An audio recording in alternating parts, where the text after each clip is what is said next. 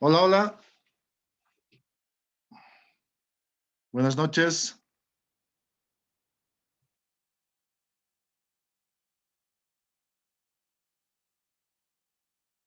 ¿Me escuchan? Sí, Yatichiri se le escucha. Muchas gracias.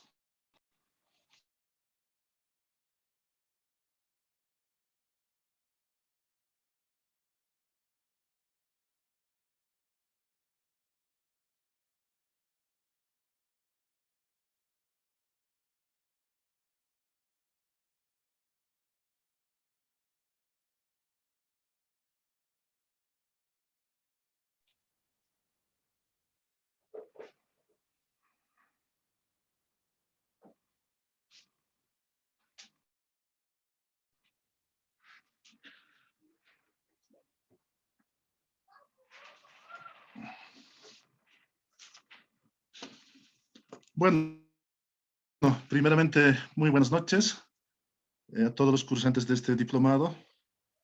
Hoy será nuestra segunda charla, clase que vamos a tener con el grupo y bueno, pues y a medida que vaya avanzando el tiempo, espero que se vayan también incorporando. Apenas estamos entre 6 7, ¿no? Entre 6. ¿Esperamos o avanzamos?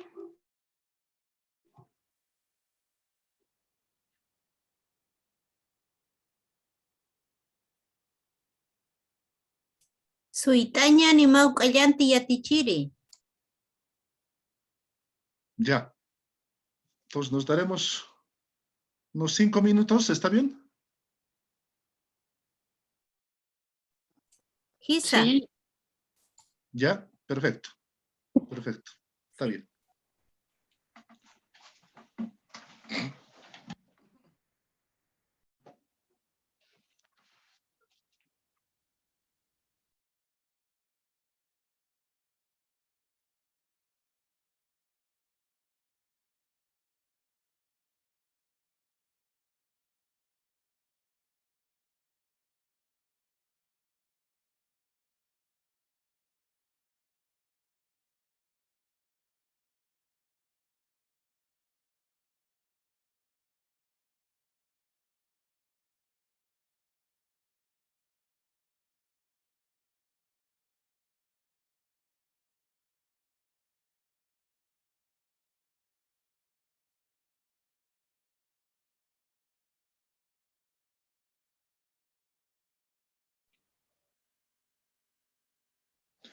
Mientras tanto, podemos estar comentando sobre los textos que han leído. ¿Qué les ha parecido alguna vez? Han visto, son textos antropológicos, arqueológicos en realidad, ¿no? Tal vez un comentario de eso.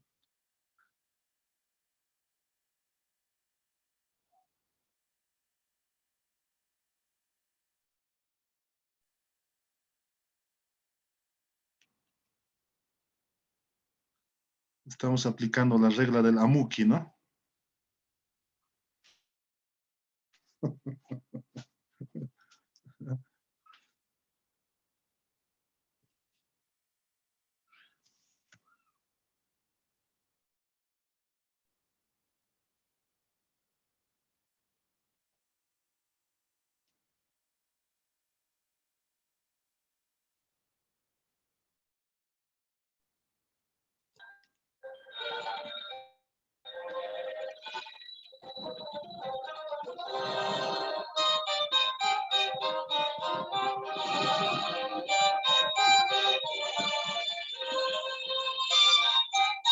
Para empezar, está bien eso.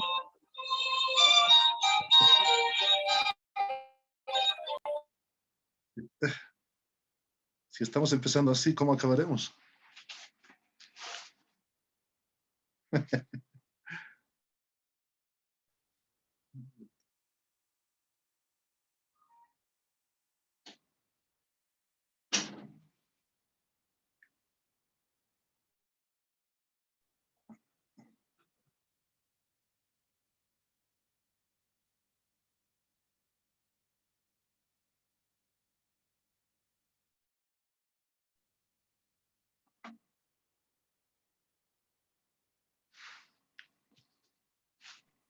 Buenas noches, profesor. Buenas noches, compañeros. Buenas noches, hermano. Sí, sí.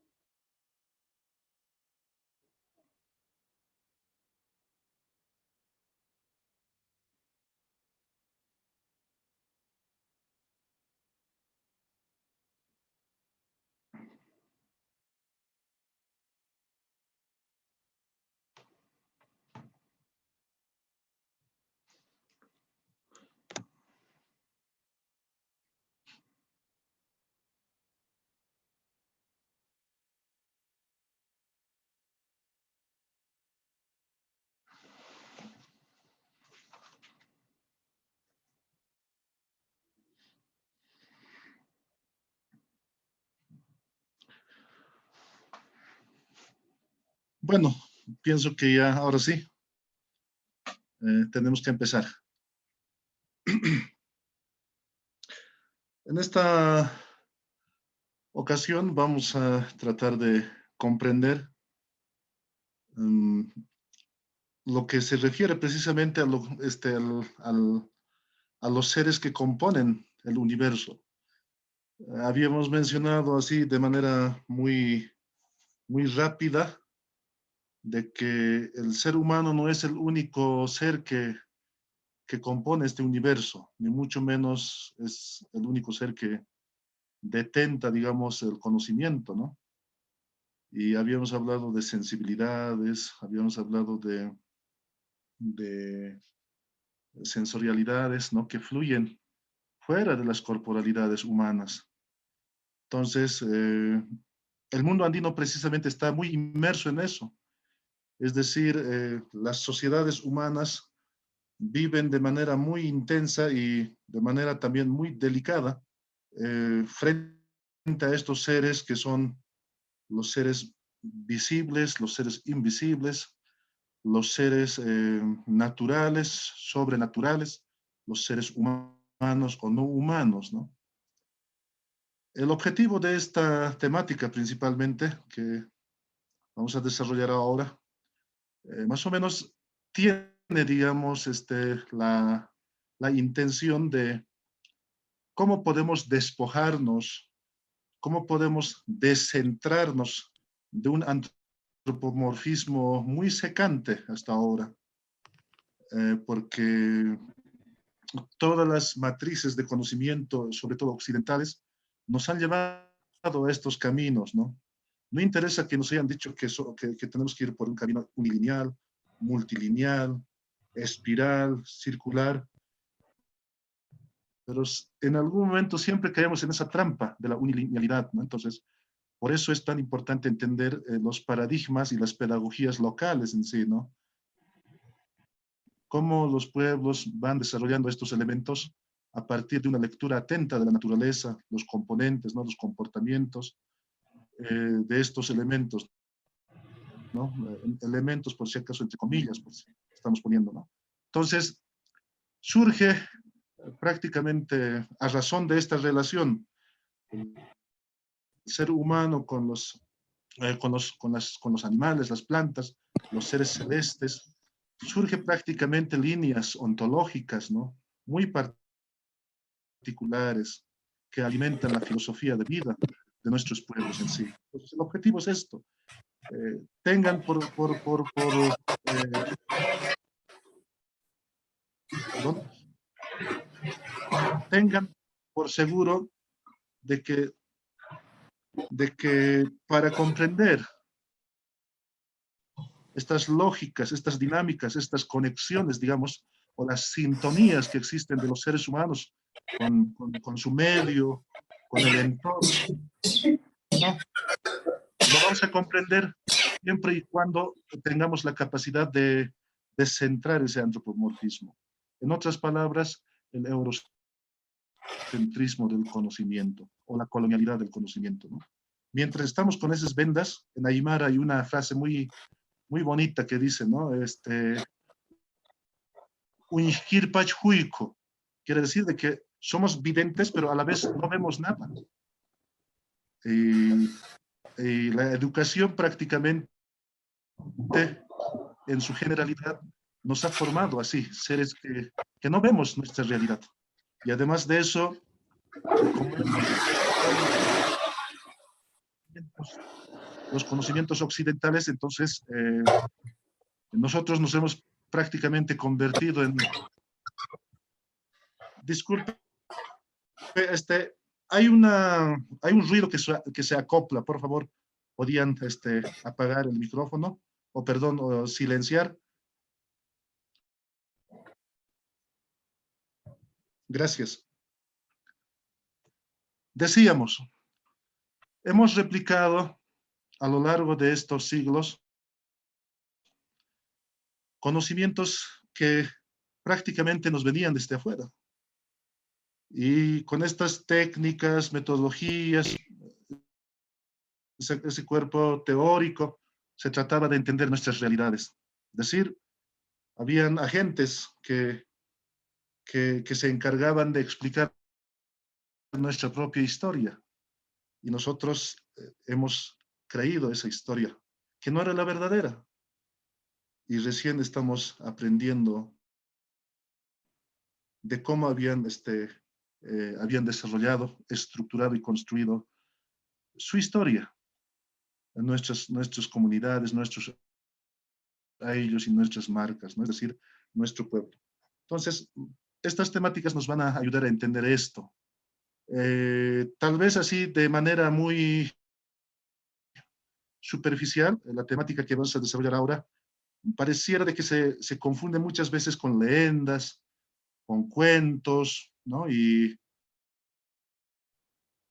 con algún personaje, digamos, de los cómics, pero eso también es igualmente una construcción occidental, es decir, nunca no ha sido reconocido como parte, digamos, de una historia oficial, digamos, del país. Siempre ha sido subalternizada, ¿no?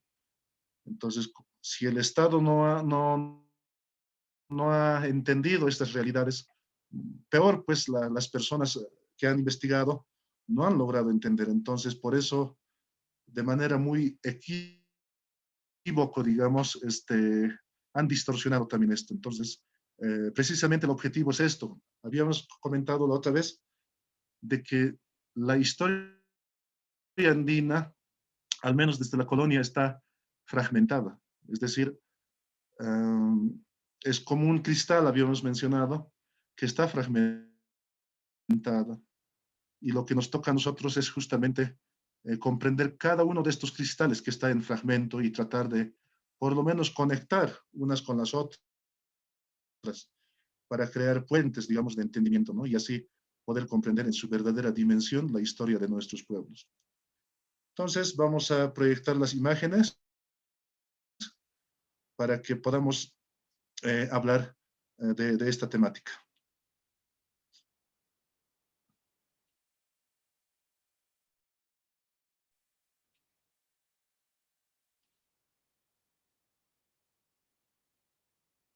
Bueno, se puede observar, ¿verdad?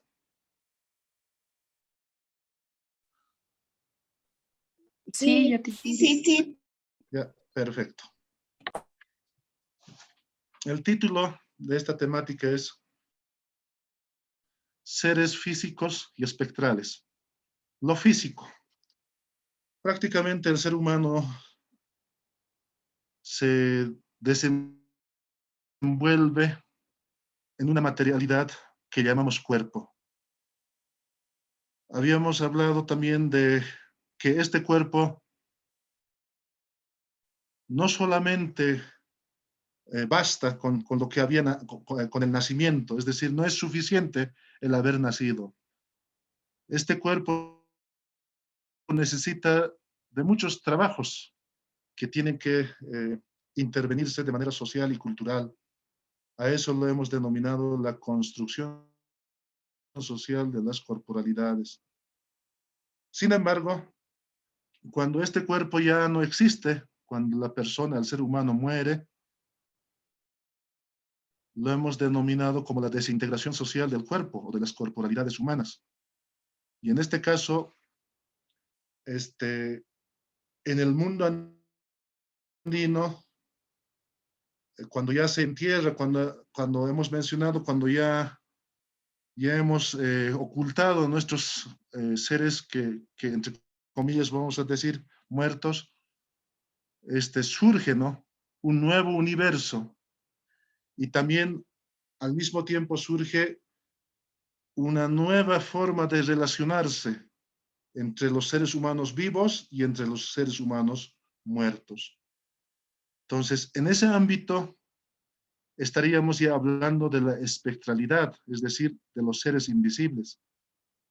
Este elemento no solamente sucede con el ser humano, ¿no? Sino también con los animales, las plantas y todos los seres que están inmersos en el universo donde moran o donde yacen los seres humanos. Entonces, por eso lo hemos denominado seres físicos y espectrales. También es importante un poco aclarar esto. Cuando hablamos de seres físicos, obviamente, en nuestra forma de entender, nos da pues una lógica muy particular, ¿no? En cuanto a nuestro pensamiento. Cuando hablamos de los cuerpos vivos, ¿no? Cuando se están interconectando, se están eh, dinamizando entre sí. Entonces tenemos una lógica muy particular de ese tipo de relacionamientos, digamos, corporales y visibles. Sin embargo, cuando hablamos ya de seres espectrales, optamos por otra lógica, ¿no? Por otras dinamicidades también, por otro tipo de relaciones, ¿no? Entonces, ahí precisamente, cómo van metamorfoseándose, valga la palabra, es decir, cómo van mudando las ontologías en este caso. En el fondo lo que nos interesa es cómo podemos segregar ontologías a partir de la comprensión de las corporalidades, de los seres físicos y también de los seres espectrales, y cómo estas ontologías podemos tejer ya en un pensamiento, ya en una ontología, ya en una epistemología prácticamente, ¿no? Entonces, eso es en realidad el tema que vamos a desarrollar ahora.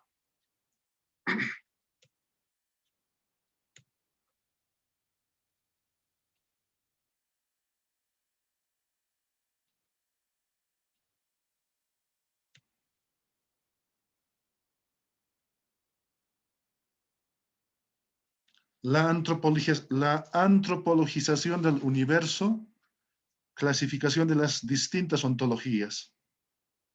Lo que habíamos comentado a un principio, ¿no? Prácticamente todas las ciencias sociales han apuntado a la razón del ser humano y a partir de eso han organizado la estructura del universo y la estructura del conocimiento.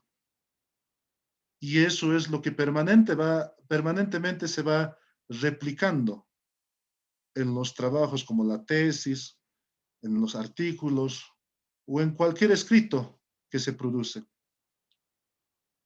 Es casi como una formalidad obligada, es reproducir el marco teórico, el marco conceptual, dentro de esta antropologización, o podemos decir, dentro de esta clasificación muy puntual, ¿no?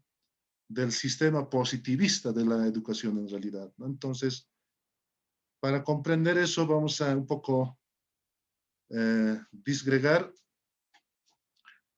los conceptos como el animismo, por ejemplo, cuando se los dota a los seres naturales de disposiciones y atributos sociales, ¿no? Con el animismo estaban de acuerdo muchos investigadores. Sin embargo, el animismo sigue siendo, digamos, parte de un antropomorfismo que va replicando sus cualidades y sus atributos. Es decir, los objetos, los animales, las plantas, los mismos seres humanos, en este ámbito, en este contexto del animismo, siguen siendo como si fueran una extensión de la razón del ser humano. Entonces, ahí vemos al ser humano como el eje del universo, el centro del universo, donde prácticamente todas las cosas y los elementos giran en torno a él. Pero, sin embargo, ya con los últimos datos que se conocen, se ha podido esto deconstruir de a poco. Entonces, el animismo ha sido una de esas vías, ¿no?, que han utilizado los antropólogos, ante todo, cuando han hecho trabajos etnográficos. Luego tenemos el totemismo. El totemismo es cuando se supone, en contrastes diferentes, los no humanos son vistos como signos, es decir, como un lenguaje. Esto me remite más que todo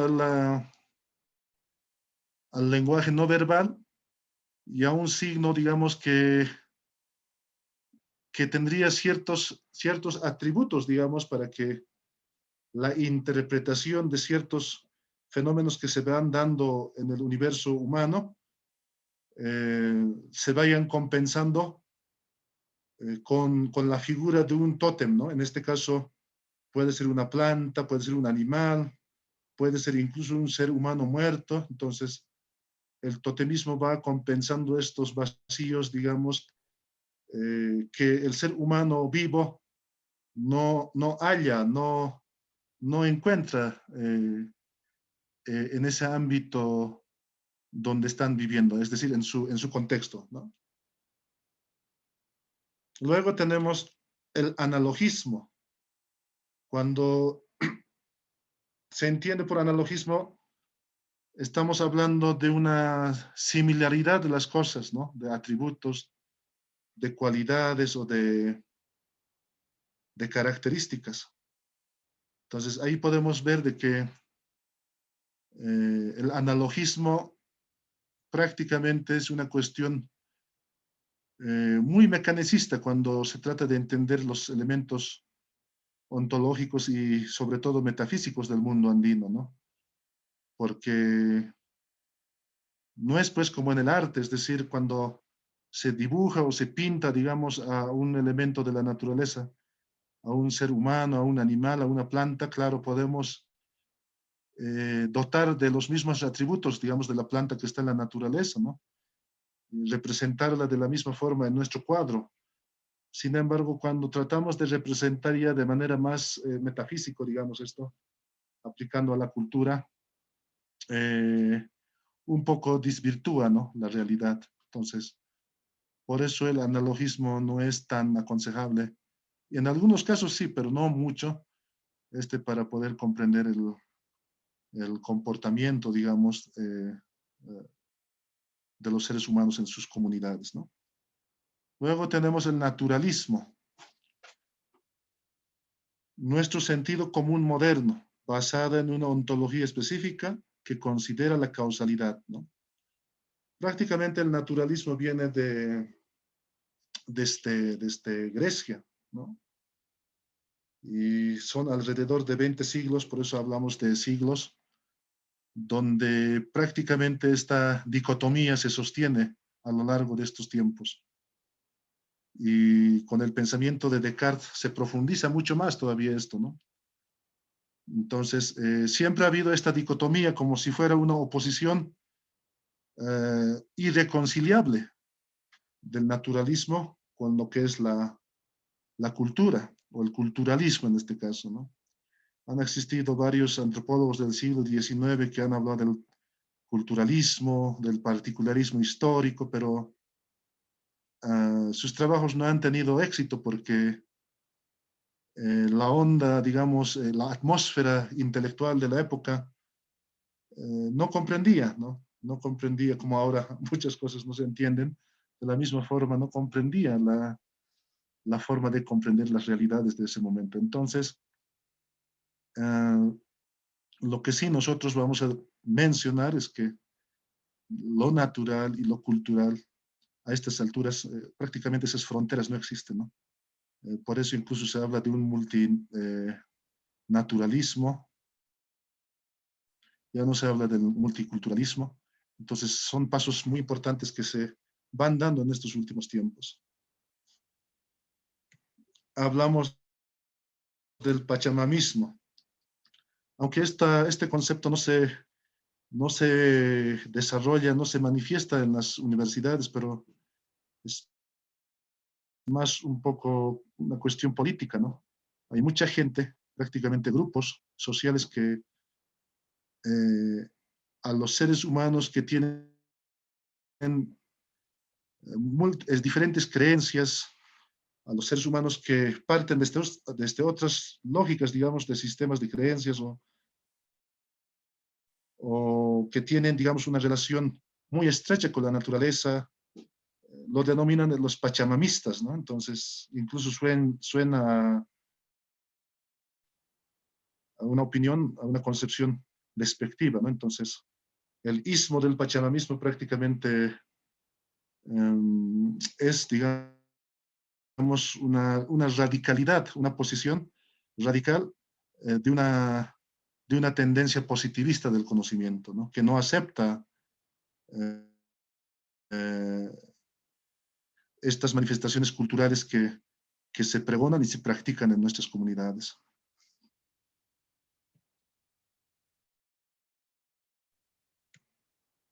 Bueno, los objetivos centrales que vamos a desarrollar en esta temática son identificar los seres visibles e invisibles que fluyen en las unidades sociales del presente en función a sus propias relaciones sociales, étnicas y cosmológicas.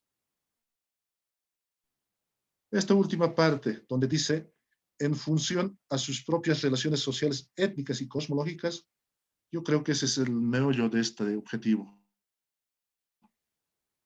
Porque podemos entender las culturas, ¿no?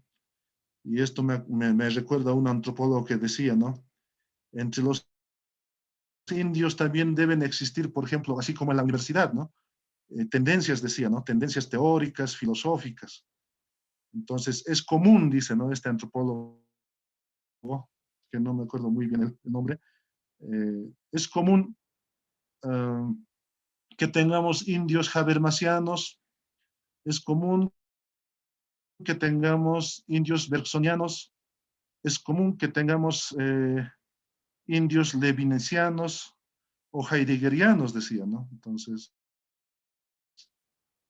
así comprende la academia, ¿no? A las comunidades. Siempre quieren llevar a una casilla, es decir, quieren encapsular a una casilla, ¿no? El tipo de pensamiento que se produce en las comunidades. Entonces, por eso yo les digo, más bien sin pensar en nuestras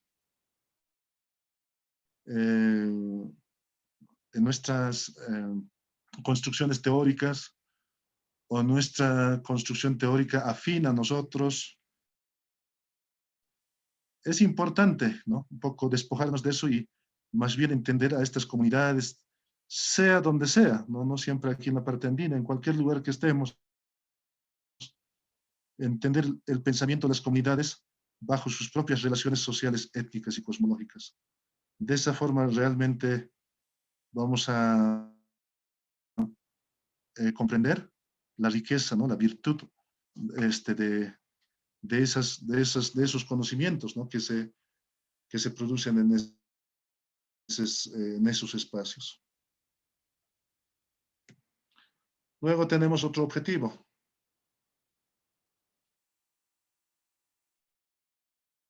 clasificar los seres materiales y espectrales para comprender los principios básicos con los que operan al interior de las unidades sociales del mundo andino. Eso ya hemos comentado al arrancar esta clase, ¿no? Seres materiales y espectrales siempre están presentes, ¿no? En nuestro medio, están presentes en las comunidades, ¿no? Entonces, la importancia, ya habíamos mencionado, cómo a partir de estas relaciones, es decir, de esta red de relaciones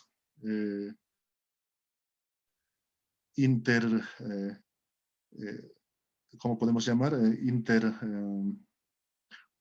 Comunidades, no sé, pero son los seres que no son humanos, también pues conforman una sociedad, entonces podemos decir por eso una relación intersocial, ¿no? Es decir, seres humanos, seres no humanos, los que prácticamente hacen este universo. Entonces, ya vamos a ver esto a detalle enseguida.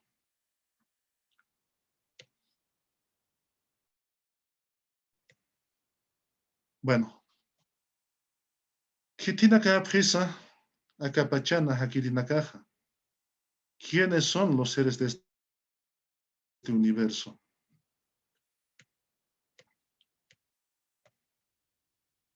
Tenemos a los seres visibles como a los seres invisibles. Entre los seres visibles están los humanos, los animales, las plantas, los artefactos. Artefactos, por si acaso estamos hablando de cosas como las olitas de barro, todas las cosas que utilizamos en una unidad doméstica, ¿no? No estamos hablando de artefactos industrializados, ¿no? Es decir, como de un refrigerador o de otro tipo de artefactos, ¿no? Hablamos de cuerpos celestes, accidentes geográficos, etcétera, etcétera. Por otro lado, tenemos como seres invisibles algunos flujos, multiplicidad de vientos, ajayos o espíritus, ¿no? Bueno, dentro de este conjunto de seres visibles, seres que tienen corporalidad visible, prácticamente todos podemos comprender, ¿no? ¿Cuál es el grado de relación que sostenemos con ellas? Los humanos, ¿qué tipo de relaciones sostienen con los animales? Y podemos profundizar esto en una descripción mucho más amplia. Los humanos con los animales, por ejemplo, ¿no? Los humanos utilizamos a los animales como alimento, como proveedoras también de materia prima para elaborar textiles, para elaborar objetos utilitarios. Utilizamos para ceremonias, utilizamos para viajes. Hay animales que también se utilizan para que sean los auxiliares, en este caso de los laikas, que son los brujos, tal vez mal llamados brujos, para hacer las rogativas necesarias, ¿no? Para la lluvia, para la abundancia de productos. Entonces, esa es la forma de cómo se va relacionando el ser humano con los animales, ¿no? Y este relacionamiento no es pues un relacionamiento mecánico, es decir, de manera fría, sin sentido, ¿no? Sino que así como al ritmo, digamos, al ritmo de esas relaciones, se van generando sentidos, se van creando, inventando y reinventando significados. Cada paso, cada momento de relación entre los seres humanos y animales crea un sentido. Son productores, digamos, generadores de sentidos, ¿no? Puede ser espiritual, puede ser, no sé, de conocimiento medicinal. Entonces, no son relaciones vacías, son relaciones llenas de conocimiento en sí. Entonces, entre las cientos y cientos de prácticas que van sosteniéndose, se van reproduciendo estos sentidos también. Entonces, por eso es muy importante este tipo y esta forma de relacionamiento, ¿no? Y también habíamos mencionado en nuestra primera clase que la ciencia occidental nos ha demostrado solamente a los humanos y a los animales, ¿no? Como los únicos seres, digamos, que más o menos habían tratado de interactuar de esa forma, ¿no? Y que las plantas quedaban casi en la periferia de ese tipo de conocimiento. Entonces, en este caso incluimos las plantas, ¿no? Son, al igual que los animales, son realmente muy, mm, muy elementales, ¿no? Muy importantes, digamos, en la construcción de una cosmología prácticamente, ¿no? De estas sociedades. Entonces, las plantas de la misma forma, ¿no? Se van relacionando como alimento, como plantas medicinales. Las plantas se van relacionando igual, ¿no? La parte espiritual. Entonces, son, ¿no? Estos hilos que parecieran ser muy superficiales, pero que en el fondo están cargadas, están sedimentadas de mucho significado. Los artefactos, igualmente. Un plato no es simplemente un cualquier plato. Una olla de barro no es una olla cualquier olla de barro. Un fogón que está ahí en un rincón de nuestra casa no es un fogón cualquiera. El fuego que tenemos en el mechero o que se genera en candelabros con la grasa de llama no es un fuego cualquiera. El fuego, por ejemplo, si hablamos de artefactos, ¿no? Utilitarios, por ejemplo, los mecheros, tiene mucho significado, ¿no? Entonces, igualmente, este tipo de conocimientos consideramos que es panandino, es decir, todo el mundo andino sabe de estas cualidades y atributos, ¿no? De estos elementos, ¿no? Y las maneras en que se relaciona el ser humano con los artefactos. Los cuerpos celestes. Normalmente los cuerpos celestes se dejan observar en tiempos, como nos decimos en Aymara, en Autipacha, en Huañapacha, ¿no? Es decir, en el invierno. Entonces ahí es donde se puede observar lo que es la estrella fugaz o el Ninamanta, como se conoce, ¿no? Las estrellas, ¿no? La luna. Entonces todos estos elementos igualmente alimentan el conocimiento de los seres humanos.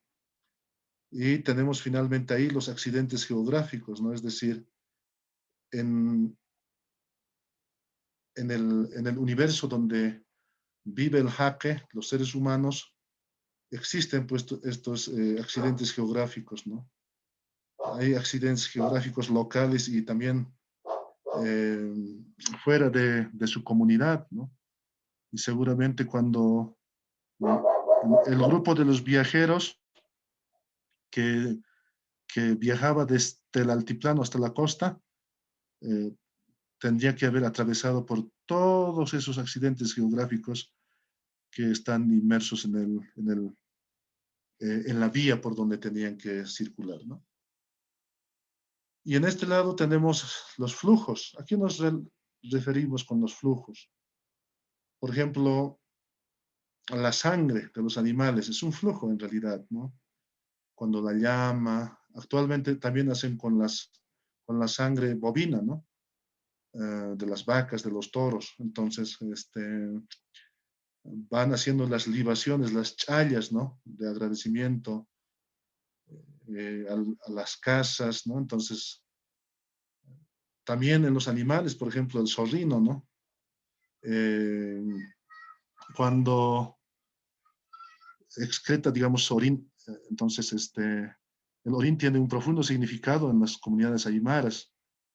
Y me imagino también que en las comunidades quechuas, ¿no? Porque el orín del zorrino equivale a la sangre humana en este caso, y el que percibe este olor puede narrar y relatar de que está oliendo la sangre de la persona que va a morir. Entonces, es pues como un emisario de la muerte este flujo, ¿no? El orín del zorrino. Luego hablamos de multiplicidad de vientos.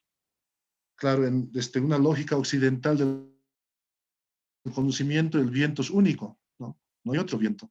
Sin embargo, desde la filosofía de vida de las comunidades andinas, hay vientos de los 4 puntos cardinales en sí, ¿no? Halsutaya, Halmutaya, Amstataya, Ainastaya, ¿no? Y también hay vientos malignos, Ñancataya, eso que produce, por ejemplo, hinchazones, ¿no? En el rostro o en cualquier lugar del cuerpo, ¿no? Esto incluso va en alianza con lo que es la nieblina. El Ñancataya, que es el viento maligno, va en alianza con lo que es la nieblina, que está cargada de un ser invisible que se llama Cutucutu.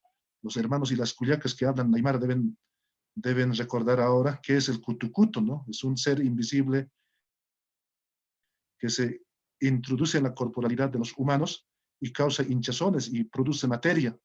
Y si eso no es tratado en su debido tiempo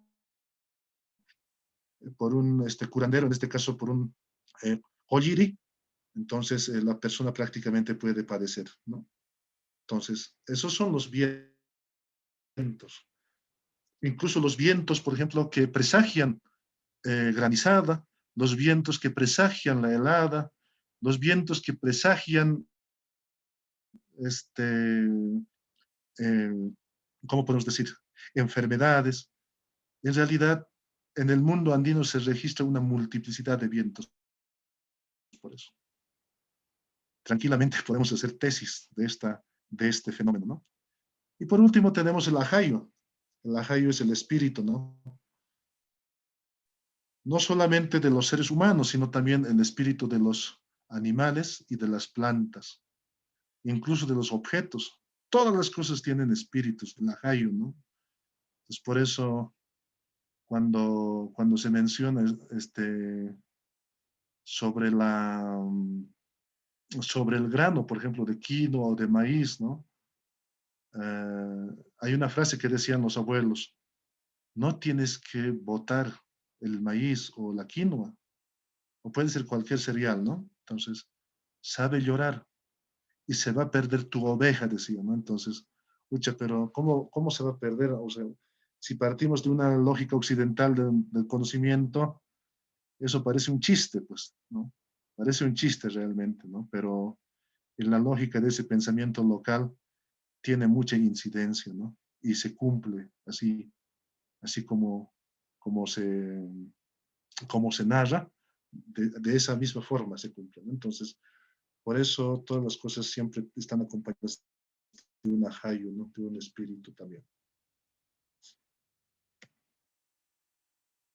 Kunjama Presa, Acapachana, Hakirinaka. ¿Cómo son los habitantes de este universo? Takekunasa Hiwaskamawa. Todos son como nosotros. Esto más o menos hace referencia a que los animales, las plantas y otros existentes son como nosotros en realidad, saben sentir, tienen sensibilidades, sentimientos, tienen reglas, tienen pautas de comportamiento, así tal como los seres humanos, ¿no? Pero siempre se les respeta su autonomía, digamos, ¿no? Donde se desarrolla ese comportamiento. Las relaciones son muy estrechas cuando existen, pues, acechos o fustigos, es decir, cuando la granizada amenaza a la comunidad, cuando la helada amenaza a la comunidad, o cuando la sequía, cuando ya no llueve. Entonces, esto imposibilitaría la producción de los cultivos y de los animales. Entonces, en este caso, con fuertes rogativas, los seres humanos se van acercando, ¿no? a los seres que son los dueños de estos elementos como el granizo y la helada. Entonces, en ese caso se sostiene una relación tensa, pero después de eso se genera una especie de equilibrio, ¿no? Y cuando prácticamente esa relación asimétrica eh, se llega a una convivencia armónica. Entonces, minado, taquikunasajiwas jamawa, todos son como nosotros. Nairaja, kuna uywanakasa, una casa, hakerua tukupjiritana. Es decir, en tiempos primigenios, en tiempos míticos, entre comillas, vamos a poner míticos, tanto los animales indómitos, ¿no?, que no son domesticados, o cualquier otro animal que puede ser también domesticado, ¿no?, se convertían en seres humanos. Con respecto a esto hay una narrativa muy interesante, donde se menciona que hasta el palo se convierte en un hombre y hasta el barro se convierte en una mujer. Hasta las piedras o las plantas hablan para cuando una persona es solito, cuando prácticamente es huérfano, que no tiene a nadie en su familia. Entonces, son estos elementos que compensan de alguna manera esos vacíos, digamos, ¿no? Entonces, por eso es bien importante ver en qué contextos y en qué momentos específicos estos elementos pueden manifestarse, ¿no? No es una constante, eso también tiene que quedar claro. O sea, no en cualquier momento se va a ver a un alma, no en cualquier momento se va a hacer una rogativa a un ser sobrenatural. Son pues momentos muy puntuales, ¿no? Muy puntuales realmente.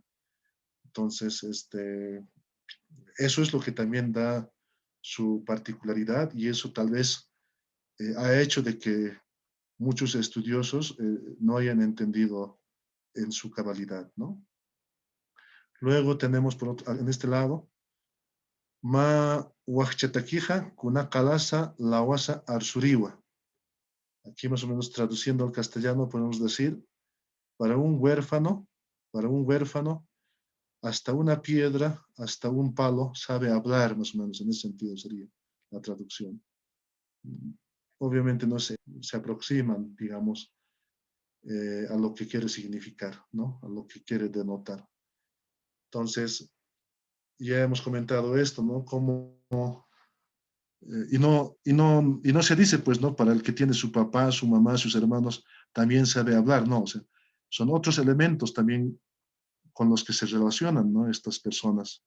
Esto es muy puntual, por ejemplo, para los huérfanos, ¿no? Donde cuando no tienes a nadie en la familia, en la casa, absolutamente nadie, entonces hasta la piedra te habla, hasta un palo te habla, ¿no? Entonces, son como elementos que juegan a una reciprocidad también, ¿no? Es decir, compensan los vacíos eh, para poder sacar a la persona que está solo, seguramente de problemas que tiene, ¿no? Entonces, también hay seres que interactúan de ese modo. Y redondeando esta parte, podemos decir que la antropomorfía del universo, ¿no? O perdón, todos los elementos que hemos descrito, ¿no?, acá, tanto aquí en la parte primera, segunda y tercera, se sintetiza en lo que es la antropomorfía del universo, ¿no? Es decir,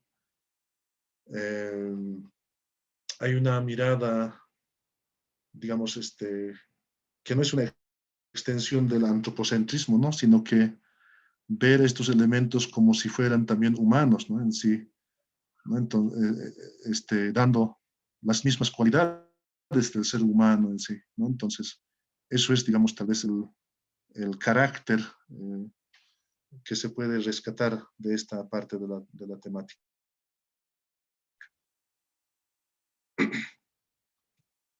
La taxonomía de los seres visibles e invisibles, los seres prototípicos.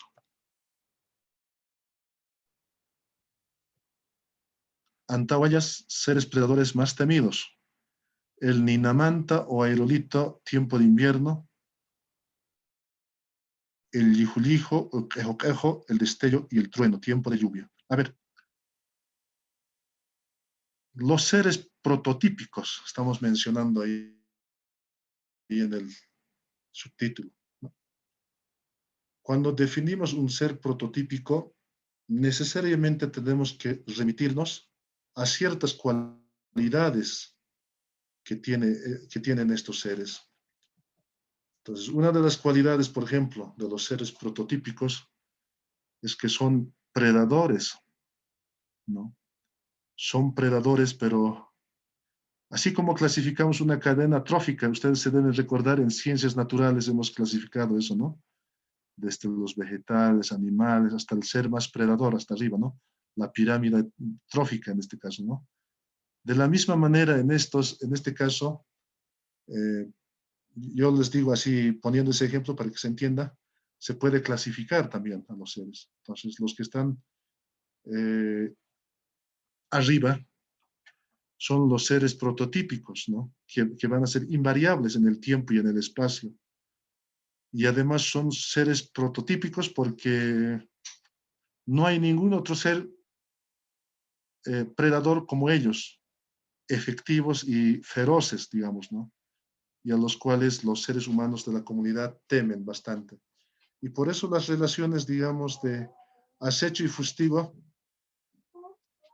siempre se relativizan con las grandes rogativas, con las ceremonias y los rituales que se desenvuelven, ¿no? En las mesadas que, que se despliegan en espacios sagrados, ¿no?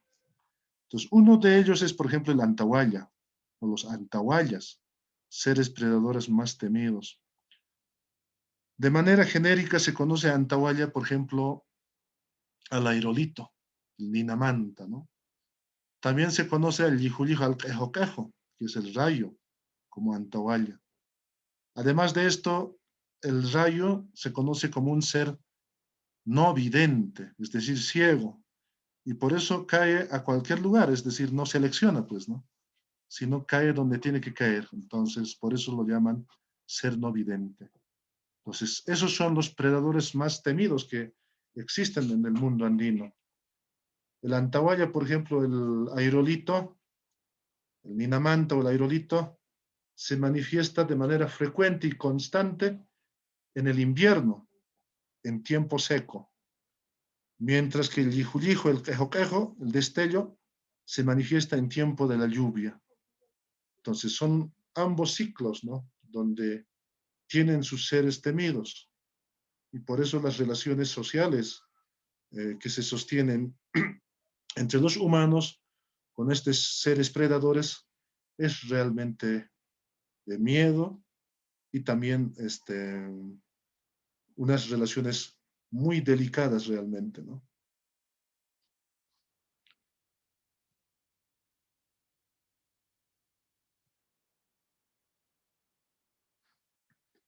Seres que gestan dolencias. Ushunta y Asirinaka, seres que gestionan enfermedades. Estos seres que vamos a describir enseguida son pues los seres que prácticamente en cualquier comunidad o ayllo o marca gestionan dolencias. Y estos seres, por ejemplo, entendemos como los seres, o perdón, como los accidentes geográficos, como los chipi de los animales salvajes, los hachcaña de los plantas domesticados, ¿no? Entre los accidentes geográficos están los jauiranaka, los ríos, los contunaca, los montículos, los chusacoyunaca, cerros vacíos, umajalsunaca, ojos de agua. Los ríos, por ejemplo, son así por ellas puede fluir agua o no, pero son prohibidas a las personas para que se desplacen por ese lugar, porque se lo entiende como piruni, como anchanchuni, es decir, son estos espíritus indómitos que fácilmente se pueden apropiar de una corporalidad humana y manifestarse como una enfermedad. Entonces los ríos tienen esa cualidad, ¿no? Es decir, son pirunis, ñancanis, supayanis. Bueno, todos los atributos necesarios, digamos, de un ser que provoca enfermedad en cualquier ser humano. Luego tenemos los montículos. Los montículos son dos tipos en realidad. Los montículos normales, que son aquellos montículos donde de manera así ocasional o a veces de manera menos pensada, suben los humanos sobre ella y al retornar, obviamente no va a ser los síntomas no son inmediatos, pero ya al retornar a la casa, manifiestan ya los síntomas de algún mal, ¿no? Entonces, eso es prácticamente porque el conto, el montículo, ha causado esta enfermedad, ¿no? Y el otro tipo de montículo es el purita, el que incluso ha caído, digamos, un rayo ahí sobre ese montículo. No importa cuándo. Entonces, el espacio, ese microespacio, como denominamos, se convierte en un ser que gesta, pues, dolencias, ¿no? Es bastante temido, por eso los colliris, las personas que entienden muy bien de la medicina, en coordinación con los yatiris, los videntes de la coca o los pedagogos de la naturaleza, pueden diagnosticar al paciente, en este caso, acertando, ¿no? Ah, no, usted ha pisado el lugar donde ha caído el rayo. Purita ruta katatata, listo. Esa es la palabra, ¿no? Entonces, estos fenómenos son muy locales y yo creo que también deben ser panandinos, ¿no? Habría que hacer una inventariación tal vez en diferentes lugares del área andina para entender esta red, digamos, de despliegues, de relacionamientos, ¿no? De este tipo de seres con los seres humanos. Luego tenemos lo que es Chusacoyunac, cerros vacíos. Algunas veces los seres humanos suelen andar solos. Sin embargo, este caminar solo conlleva pues muchos problemas, ¿no? Y uno de ellos es cruzarse con los seres espectrales. Puede ser el espíritu de un animal, puede ser el espíritu espectral de un ser humano, puede caerle un aerolito en la cabeza, o en el cuerpo, perdón, puede caerle un rayo. Es decir, permanentemente los seres humanos de las comunidades están preocupados del acecho y fustigo de estos seres no humanos, ¿no? Luego tenemos Umahal Sunaka, ojos de agua. Los Umahal Sunakas no son solamente gestadores de dolencias. También son espacios donde se generan vida. Es como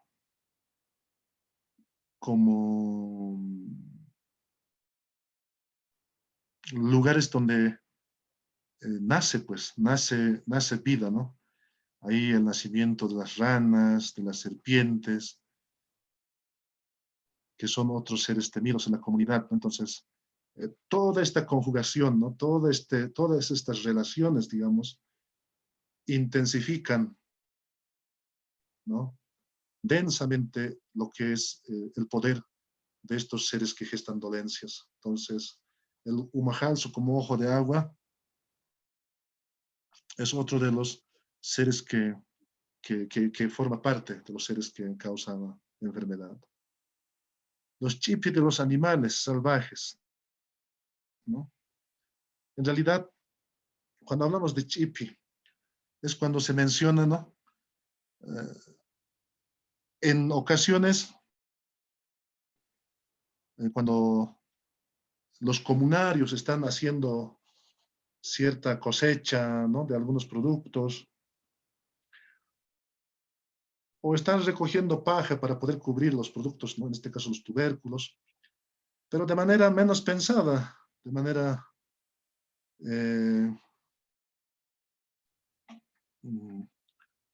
casi casual, digamos, al cortar la paja, cortan también la cola de una serpiente o pueden cortar la cola de una lagartija. Entonces, a eso se llama chipi. Es decir, es como el espíritu, digamos, de ese ser, este, te va fustigando permanentemente hasta que tú también te enfermes, ¿no? Entonces, la mejor recomendación de las personas es que cuando ya tienes partido en la mitad, discúlpeme con la crudeza que voy a decir, cuando está partido a dos de la lagartija, entonces es mejor matar ambas partes del lagarto, ¿no? Para poder eh, nuevamente reencauzar esta relación simétrica, esta relación de armonía, ¿no? Y para que el chipi de estos animales no nos persiga a través de una enfermedad. Entonces, ahí están los jampatos, los sapos, ¿no? Las víboras, los lagartos, las aves, todos estos animalitos que son indómitos, salcas, en Aymara hablamos salcas, son los que provocan también enfermedades, ¿no? Luego tenemos lo que es el achjaña, ¿no? De las plantas. Choque, que es la papa, la pilla, que es la oca, el uyuco, que es la papaliza. Estos tres son tubérculos. Y la jawasa también, aunque no es un producto andino netamente, es un producto colonial, pero también está dentro de esa lógica de vida, ¿no? Y tiene los mismos significados también para el que produce. Entonces, la papa, por ejemplo, la hoja, la papaliza o el haba, cuando lo pisamos consciente o inconscientemente, entonces estamos dañándole su corporalidad. Entonces, la frase sabia dice, no tienes que pisar estos productos, porque van a llorar. Hachhatam, ahí viene Hachhaña. Van a llorar. Entonces, las lágrimas de estos productos se convierten en gestores de dolencias, de enfermedades. Incluso salen como especie de tumores ahí en las axilas, entre las piernas de los humanos. Entonces, son, son síntomas que son identificables para un yatiri, ¿no? Son como ya patrones establecidos donde fácilmente el yatiri puede identificar de dónde proviene, en realidad identificar la causa de una enfermedad, ¿no? Entonces, esa es la mejor forma de hacer el diagnóstico también.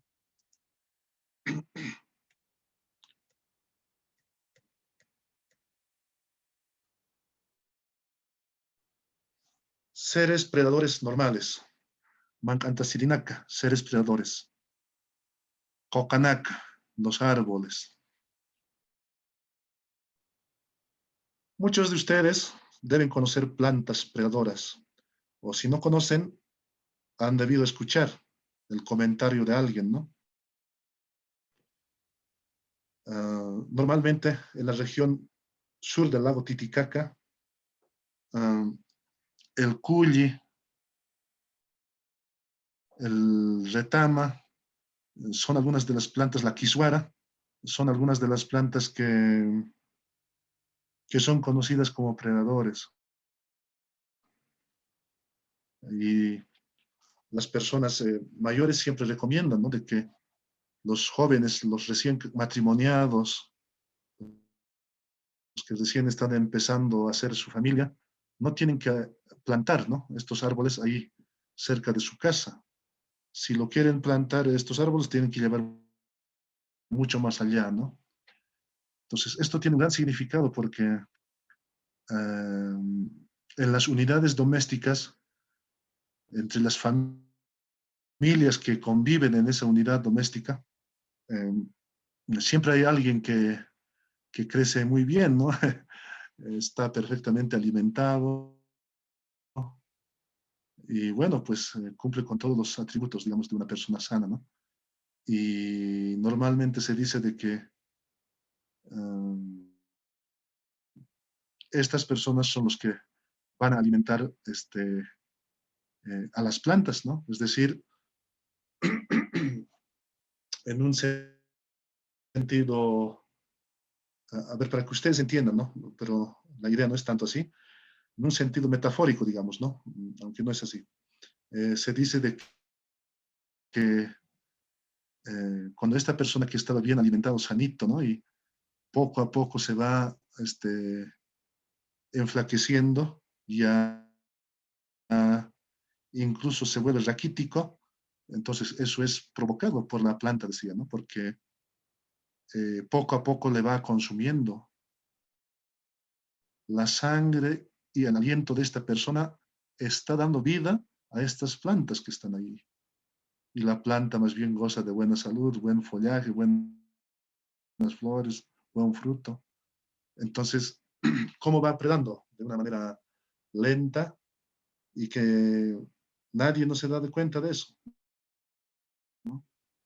Entonces, cuando ya está enfermo o cuando muere la persona, recién surgen, digamos, los comentarios, ¿no? Pero debías sacar esa planta, debías trasplantar a otro lado. Bueno, entonces, esa es la relación que existen con estas plantas predadoras, ¿no? Hakehiwatanaka, personas muertas. Estos seres predadores normalmente se manifiestan durante la noche, ¿no? Uh, caminan, según los que han visto, ¿no? Siempre poco orientan esto, ¿no? A los jóvenes, a los niños. Es bien interesante. A ver, vamos a hacer un pequeño paréntesis en esta parte. El conocimiento se transmite, pues, de dos formas, ¿no? Hablamos del mundo andino en este caso, ¿no? Una es prácticamente basada en la intimidad del hogar, donde al menos, por ejemplo, cuando no había la tele, no había el internet, entonces solamente había radio. Y todos los integrantes de la familia, desde el abuelo, el papá, la mamá, los hijos, los nietos, ya pues casi entrando a la noche, ya se reunían en la casa, ¿no? Y mientras van cocinando la cena y después un poquito más terminando la cena, se comparte todo tipo de información de lo que estamos hablando ahora, ¿no? Ahí es donde se dice, ¿no? Se habla de los almas, se habla de los espíritus, se habla de los condenados, se habla de prácticamente N cosas. Y los abuelos son pues los interlocutores válidos en ese momento porque todo el mundo está escuchando.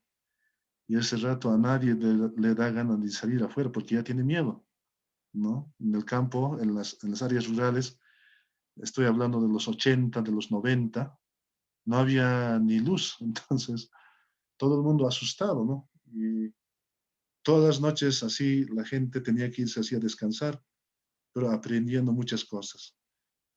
Cerrando este paréntesis, podemos decir de que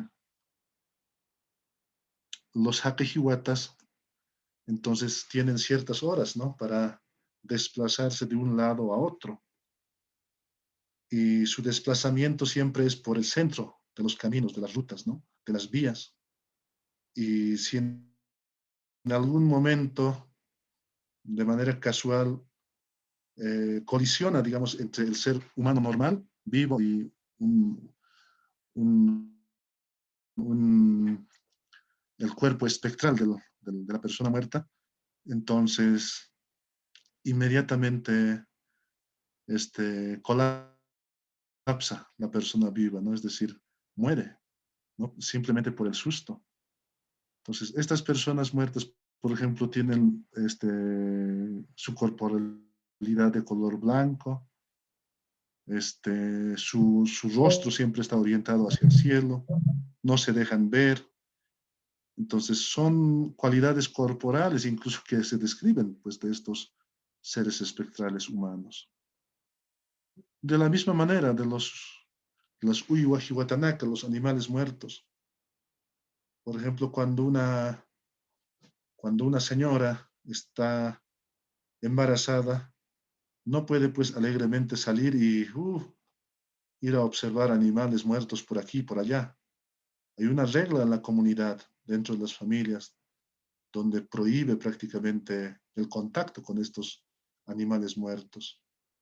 Ahora, las personas que no hacen caso, digamos, a esas recomendaciones, pueden acercarse, pero ya con una ¿no? ¿Cómo podemos llamar?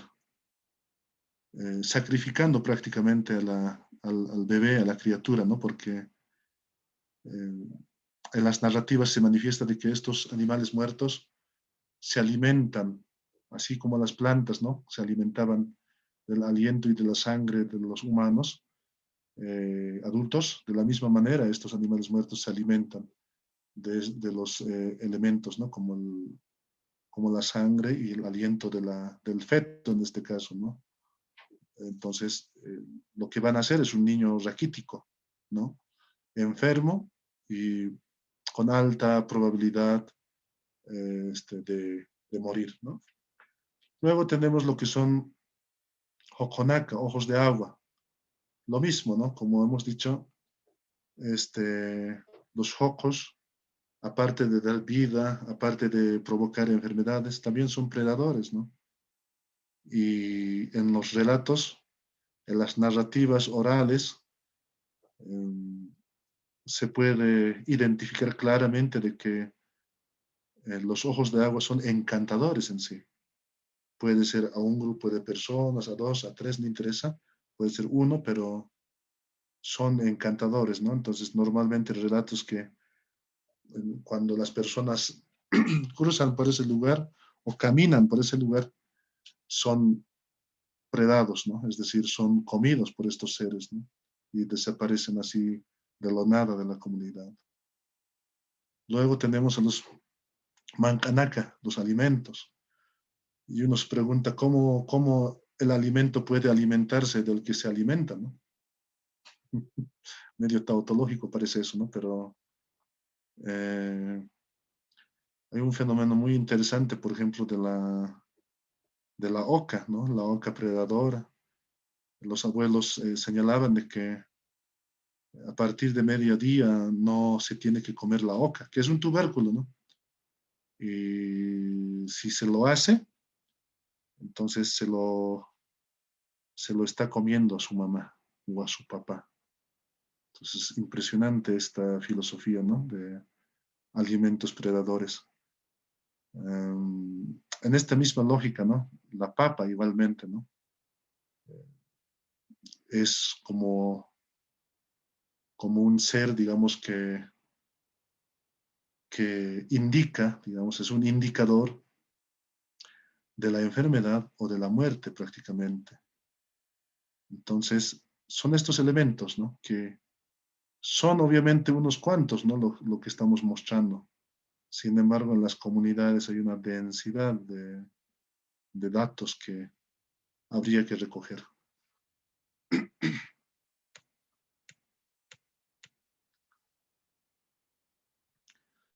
Seres caníbales. Hupanakpachaman Antasirinaka, seres caníbales y autodestructivos.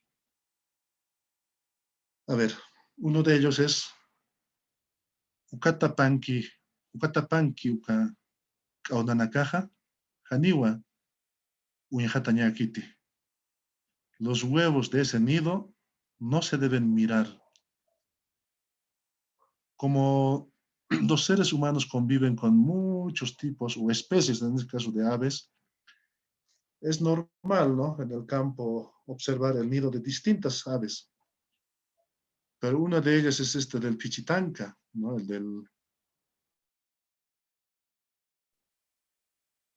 Y cuando se lo ve prácticamente su nido, su huevito, e incluso se le toca,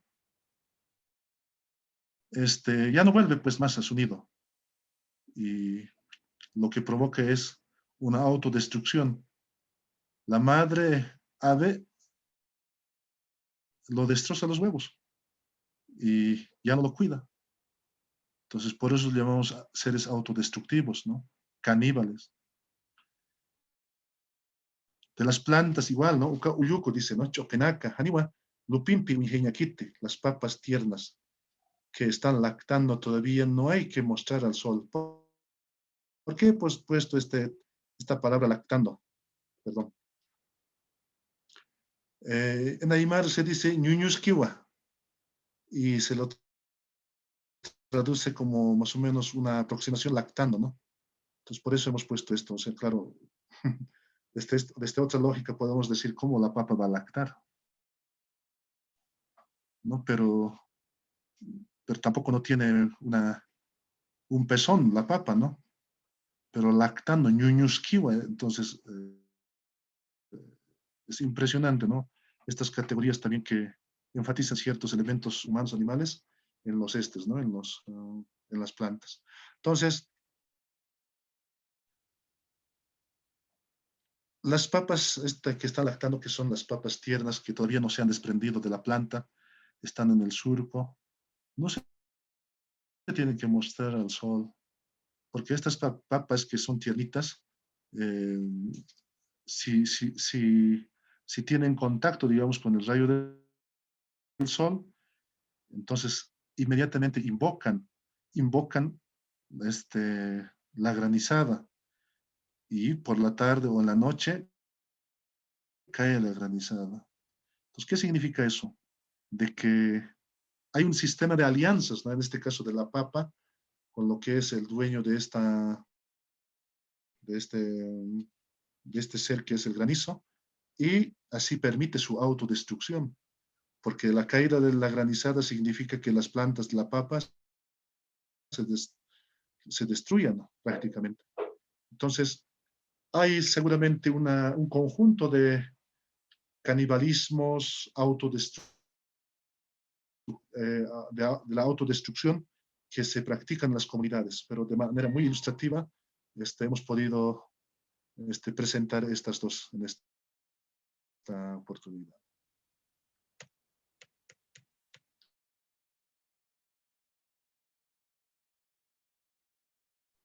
Haker tukur la kunaca, animales que se convierten en humanos. Todo lo que vamos a compartir prácticamente es panandino, ¿no? Tiulano Guainaru Tucutapa, el zorro que se convierte en joven galán.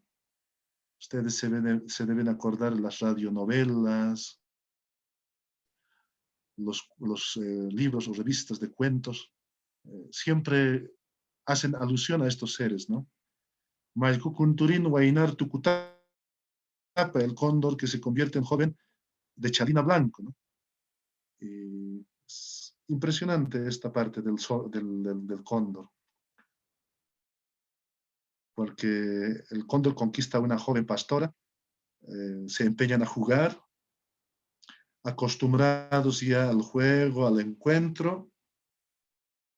En una de esas, de manera sorpresiva, el joven, que era humano, es decir, que tenía corporalidad humana, se transforma repentinamente en cóndor y se lo lleva a la cholita, es decir, a la pastora, a la montaña más alta, ¿no? A la montaña nevada más alta de los Andes. Y ahí es donde lo tiene, ¿no? A la pastora. Incluso tienen hijos. Y los hijos tenían ciertas características humanas y también atributos del cóndor. Ahí podemos hablar de seres híbridos también, ¿no?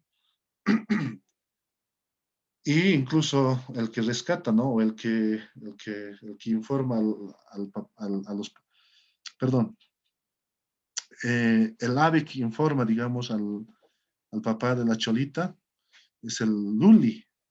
Es un pequeño en sus tiempos era un picaflor gigante. Tenía el mismo tamaño que el cóndor, se dice, ¿no? Entonces, este picaflor, llamado Lorenzo, sabía dónde estaba la pastora y lo rescata, lo lleva hasta la casa de sus papás, de la pastora, y bueno, lo deja ahí.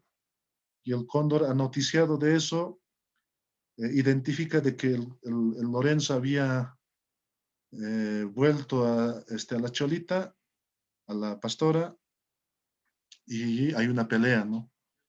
Y en la pelea el cóndor es el que gana la pelea y lo despluma prácticamente al picaflor gigante. Y según este relato mítico, se dice de que a partir de ese momento los picaflores son del tamaño que son actualmente, chiquitos, ¿no? Cada pluma de ese Lorenzo, de ese picaflor grande, se ha convertido en un picaflor chiquitito, ¿no? Entonces, también es bien interesante esta parte. Si ustedes se ponen a pensar un poco, cómo las plumas se van transformando en seres más chiquititos, en este caso picaflores, ¿no? Entonces, es un medio de producción de vida también la pluma en este caso.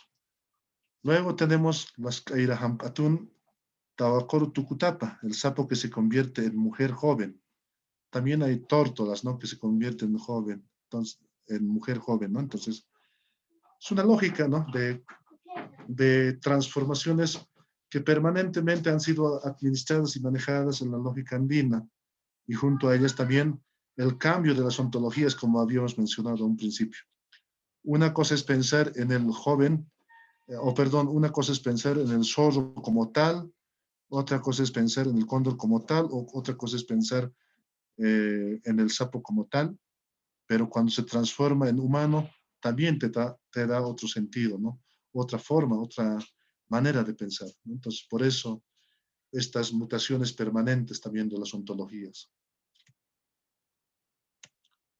Seres emisarios de la muerte. Almacatunaka, los seres que agarran al alma de los humanos. El taparaco, la mariposa nocturna. Es interesante esto, ¿no? Estas mariposas nocturnas inciden mucho en la cosmovisión de estos pueblos, porque hay personas específicas como Yatir, personas mayores en realidad, conocen perfectamente las cualidades de esta mariposa, llamado taparacu, ¿no? Y fácilmente pueden leer, ¿no? Los colores de la mariposa y pueden interpretar la muerte de las personas, ¿no? Si va a ser varón, si va a ser mujer, e incluso pueden decir en qué tiempo, ¿no? Entonces, es un ser emisario de la muerte que da estos datos al ser humano, ¿no? Añuitay Chojo, el orín del zorro, ya habíamos hablado de esto, ¿no? Esque, la polilla igualmente. Es un fenómeno que en un momento, digamos, espontáneo, menos pensado, se llega a infestar la casa, ¿no? De cualquier familia puede ser, ¿no? Y eso es pues un presagio de, ¿cómo lo llaman? Maligno, porque alguien se va a enfermar y después morir. Entonces, esos son los emisarios de la muerte. Existen el búho, existen otros tipos, hasta el aullido del perro, es otro de los emisarios de la muerte. Entonces, hay que seguir profundizando esta parte, ¿no? De los emisarios de la muerte. Incluso los alimentos son otros emisarios de la muerte también, ¿no? Los objetos igualmente. Entonces, hay que trabajar esta parte, pero lo que estamos viendo acá es que todos estos seres que estamos viendo hasta aquí dan sentido a la vida de las personas, dan sentido a la vida de las comunidades. Seres que cultivan Jupanakaja y Apuchap Jarakiwa. Pisakan Apilla y Yapunacapa, la oca de la perdiz. En tiempos primigenios, todos los seres tenían sus cultivos. A medida que ha pasado el tiempo, han perdido esas cualidades, ¿no? Y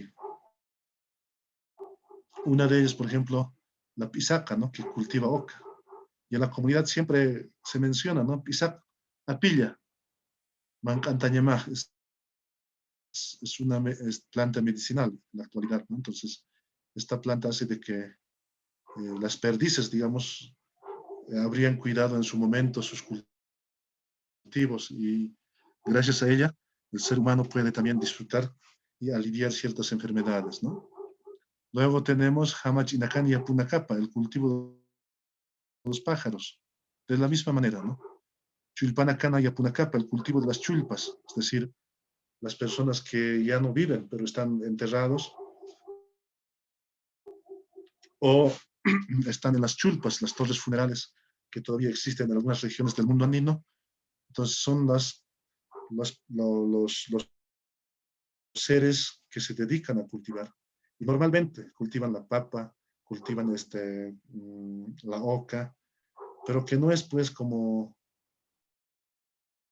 las papas domésticas, ¿no?, que conocemos, sino son más chiquitas, ¿no?, en su estado silvestre en este caso. Entonces, esos también son indicadores, digamos, del cultivo de los seres, de los chulpas en este caso.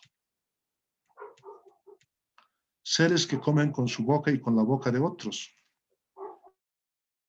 Yakala kapam mankirinaka, los que comen con la boca de otros. Wakakala o piedra tutelar, tiene bocas dispersas. Esto es algo interesante, ¿no? Hemos hablado de seres predadores prototípicos. Estos seres prototípicos, en alianza a los seres predadores normales, pueden causar enfermedad a los humanos, a los animales y a las plantas. Sin embargo, su objetivo, no necesariamente estos seres predadores prototípicos pueden cumplirlas o pueden predar de manera directa, sino que a través de otros seres. Por eso estamos poniendo a través de otras bocas. Es algo impresionante esto. Utilizan otros seres, la corporalidad de otro ser, la boca de otro ser, para poder aprovechar la alimentación, ¿no? Por eso también llamamos la red cósmica de seres, ¿no? Es decir, prácticamente es una red. Todos los seres que estamos viendo y hemos clasificado interactúan, ninguno está aislado. Entonces, la causa de uno va a ser efecto de muchos, digamos, ¿no? Así más o menos. Huacanicala o piedra con faja, come a través de la boca de otros. Después, rayocala o piedra de rayo, tiene boca dispersa y boca plegada a la boca de su padre. Este del rayo es bien interesante. Algunos gilatas y cuyacas que conocen muy bien esta parte deben saber, ¿no? Rayocala se dice a la piedra del rayo, es una piedra pesada, es casi metálico. Se dice de que estas piedras son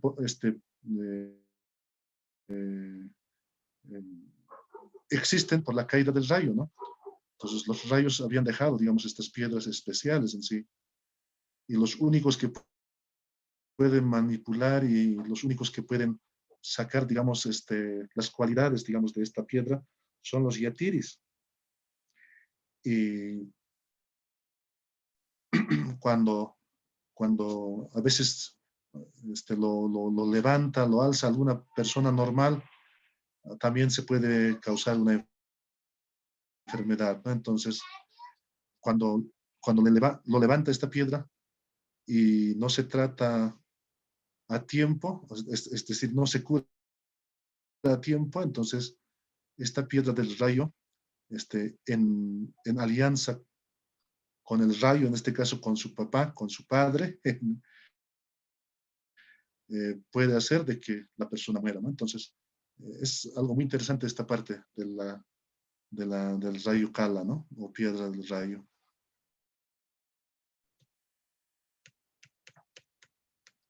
Seres que están en reposo y movimiento.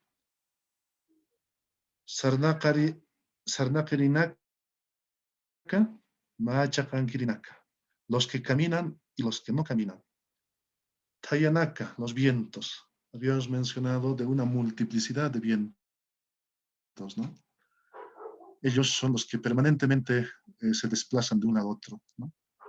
Incluso hay vientos arremolinados, ¿no?, que van en alianza con perros, con otro tipo de seres. Genéricamente en muchas regiones se conoce como condenados, que van acompañando a estos remolinos de vientos, ¿no? Después hay incluso vientos viejos, ¿no?, con cualidades desgreñados, que están viviendo en los ríos o en esos espacios que decíamos, ¿no?, donde no camina casi nadie. Entonces, el viento tiene muchas cualidades en sí, ¿no? Luego tenemos a Hayunaka, espíritus, son de los animales, de las plantas, de los humanos, ¿no? Que están en permanente movimiento. Hay una fluidez permanente de estos seres. Luego tenemos los Chichinaca, los granizos.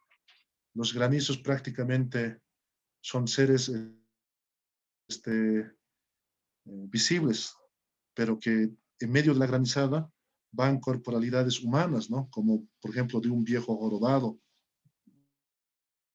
vestido de negro, o de una vieja vestido de negro también jorobado. Muchos neonatos, ¿no? En Aymara lo llaman actualmente como limpo, o limbo, diríamos en castellano, que son las guaguitas, los bebés, los neonatos que han sido abandonados en lugares ahí, en los cerros, en los ríos, que no tienen nombre, ausentes de nombre, ausentes de una familia.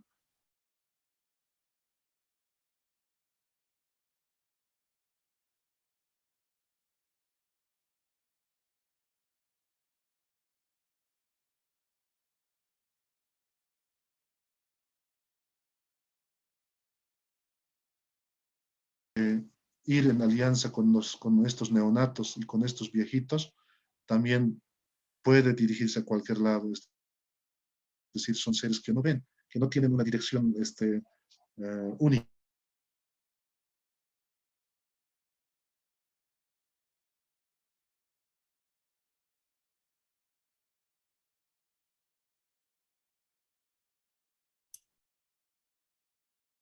Yatichiri quedó pegado. O nos caímos nosotros. Estamos las dos, no me parece. No, si estamos varios. Muchachos, estamos entre 12. Oh, Sí, no se escucha.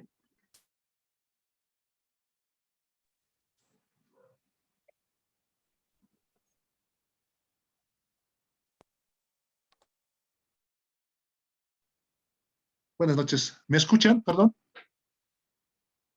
Sí, Sí, profe, Ahora quedó sí. dos veces pegado. En la segunda se salió. Ya, pero no es hace mucho, es ahorita, ¿no? Lo que se ha cortado. Sí, fue casi los finales, profesor. Ya, perfecto. Entonces continuamos, ya vamos a acabar.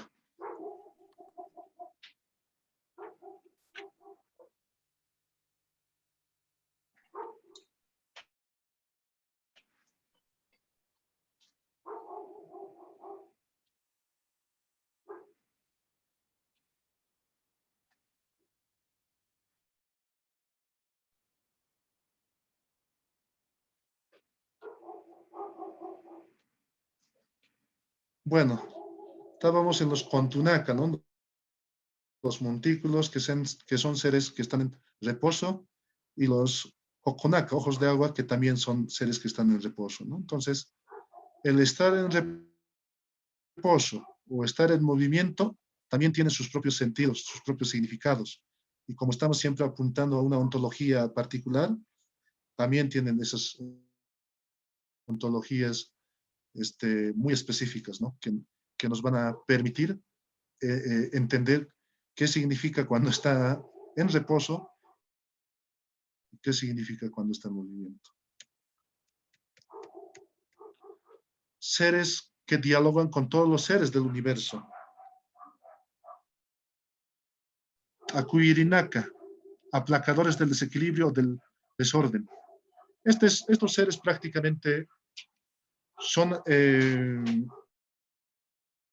los chamacanis, los dueños de la noche, los yatiris, los que hemos denominado sabios, los laikas, los brujos, ¿no?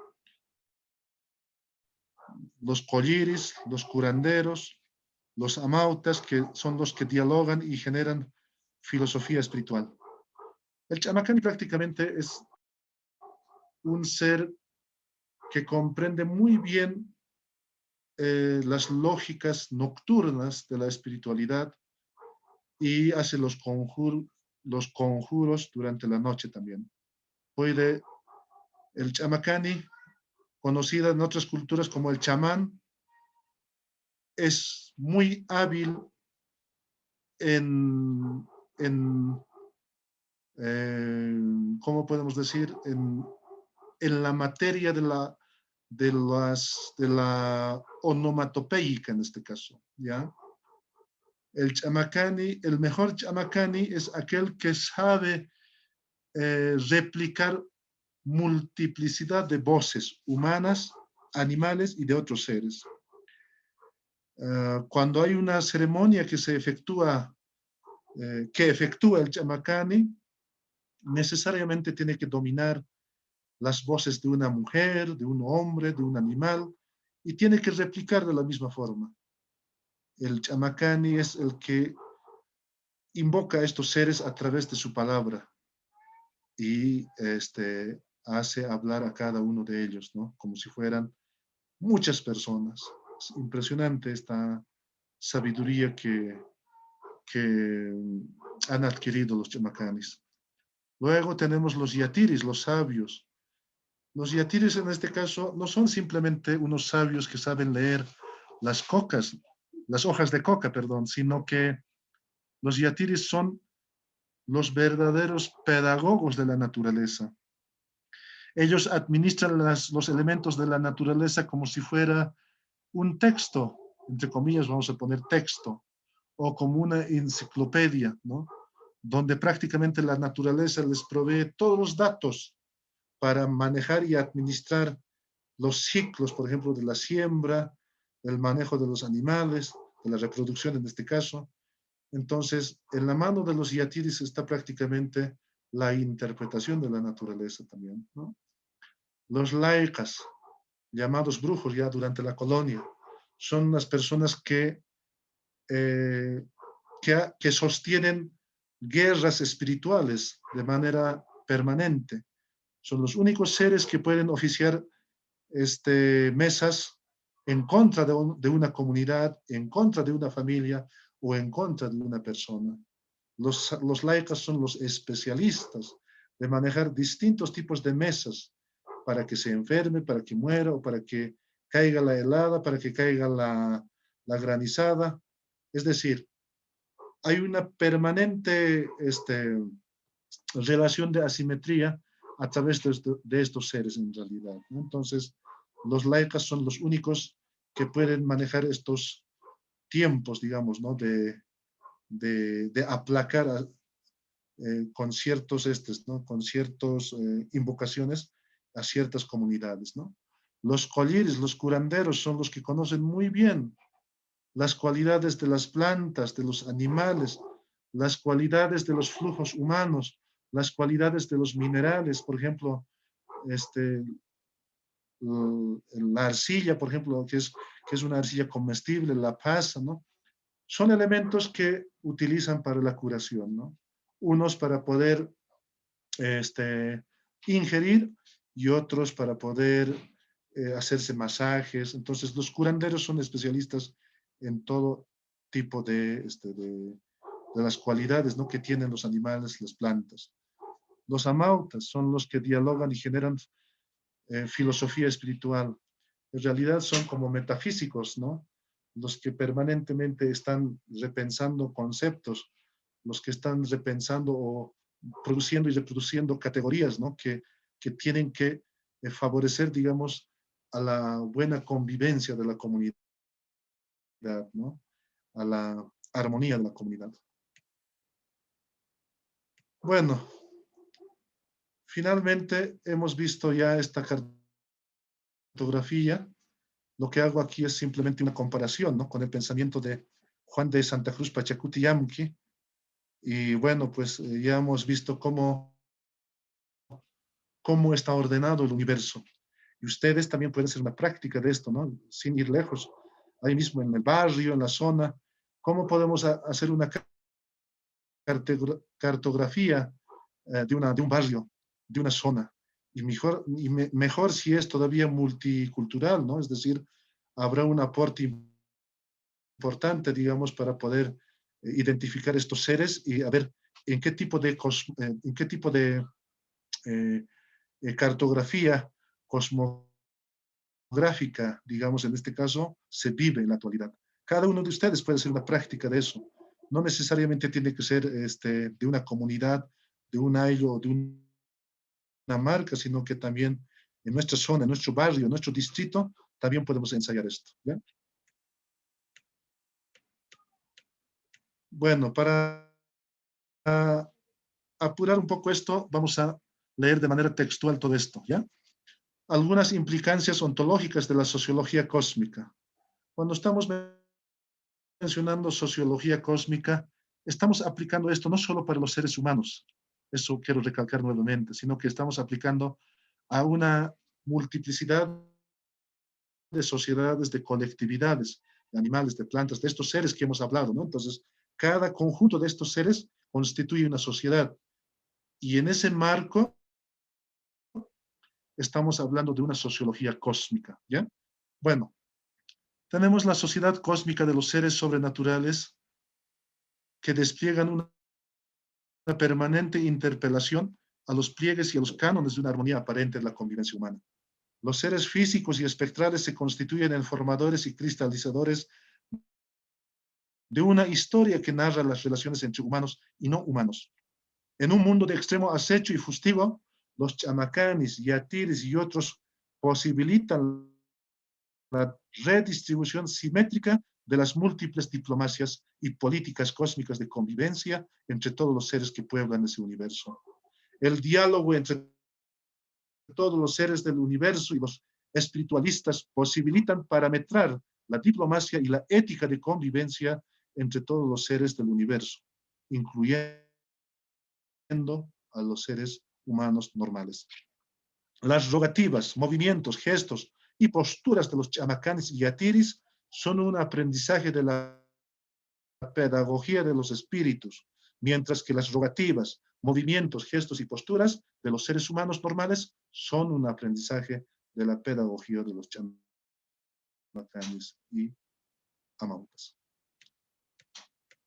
En conclusión, nuestra relación con las cosas no es una relación distante. Cada una de ellas habla a nuestro cuerpo y nuestra vida.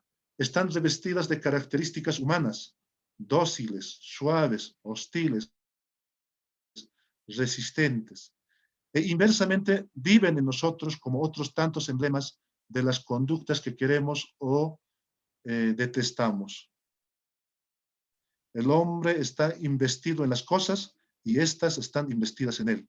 Eso ha afirmado este filósofo francés Merleau-Ponty, ¿no? Maurice Merleau-Ponty, ¿no? Y bueno, en la cosmovisión andina, los seres predadores y rapaces generan temor al desplegar sus bocas o la boca de otros predadores sin que necesariamente estén adheridos a su cuerpo. Estas bocas hambrientas se desprenden de su cuerpo sin un espacio y tiempo, una convivencia reglamentada y capaces de neutralizar el extremo acecho y fustigo son los chamacanis, yatiris y otros. Bueno, eso es en síntesis lo que podemos aprender de esta temática que hemos compartido esta noche. Si tienen alguna pregunta, tienen alguna duda, comentario, por favor, adelante.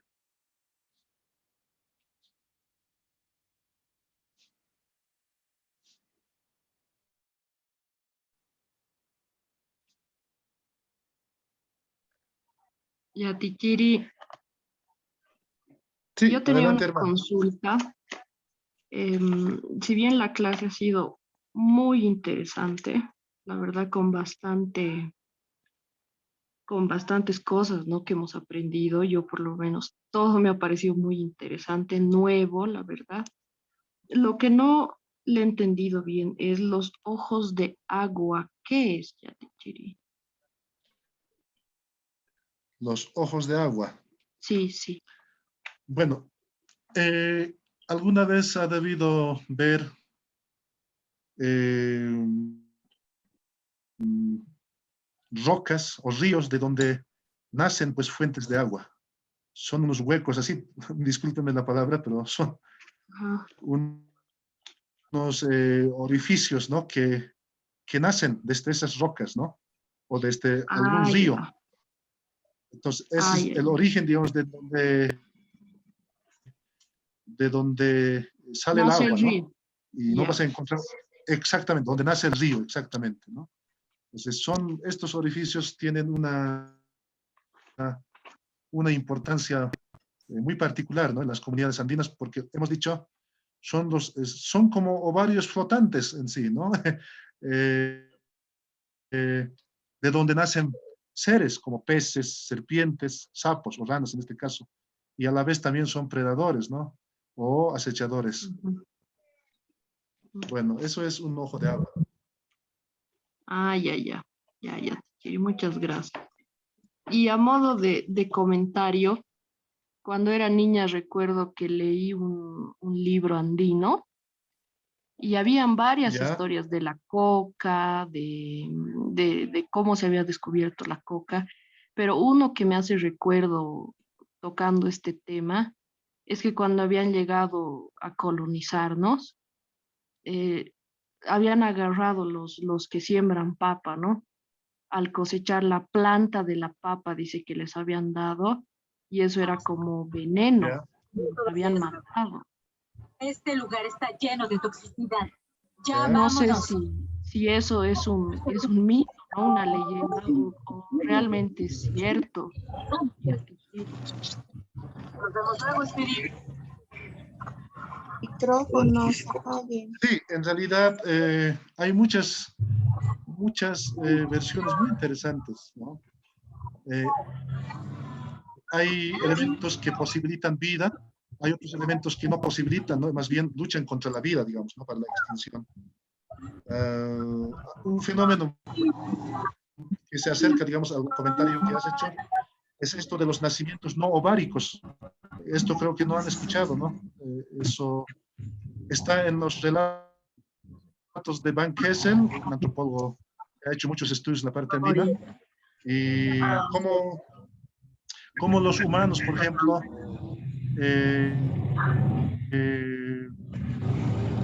al tener una relación, hacen posible el nacimiento de seres extrauterinos en este caso, ¿no?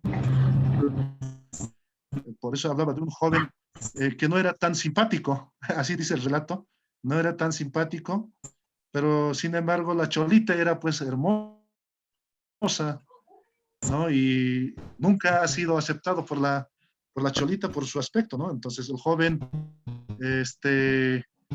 en uno de esos días se transforma en un pájaro y se posa encima de un árbol.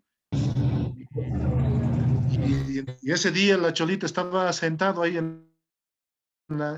al pie del árbol y el pájaro, es decir, el joven transformado en pájaro, se sube a la copa del árbol y mueve las ramas del árbol, posibilitando la caída de los frutos, ¿no? Y resulta de que en cada uno de estos frutos había insertado su semen y la cholita feliz pues había recogido las plantas, digo, los frutos, ¿no? Y se lo come. Y a partir de eso queda embarazada, ¿no? Entonces, son formas no ováricas de nacimiento, ¿no? Ahora, lo que decimos también, la extinción de la vida, ¿no? Creo que es más colonial esto, por ejemplo, de los seres que hacen, digamos, daño, como el caricari, digamos, ¿no? Que siempre lo van relacionando con los curas, ¿no? Entre comillas, curas ponemos, de la iglesia, y son los que van sacando la grasa, ¿no? A las personas para que se extingan como corporalidad, ¿no? No sé si estoy respondiendo la pregunta, perdón. No, sí, Yatichi, la verdad, todo lo que nos cuenta nos retroalimenta bastante, ¿no? En las últimas diapositivas ya no nos ha contado nada. Trate, por favor, de contarnos más cosas. En los... Perfecto, no, no dicen las conclusiones, no, ¿verdad? Más antes.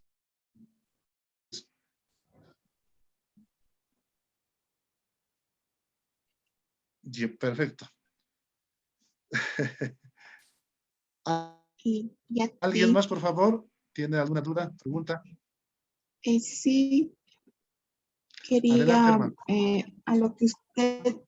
a lo que usted acaba de mencionar sobre estos nacimientos no ováricos. Sí, Es una constante ¿no? en la recreación del origen de la vida en nuestros pueblos, ¿no? Desde perfecto, Mesoamérica, exacto. ¿no? Con el nacimiento de Huitzilopochtli, ¿no? El sol, que es su madre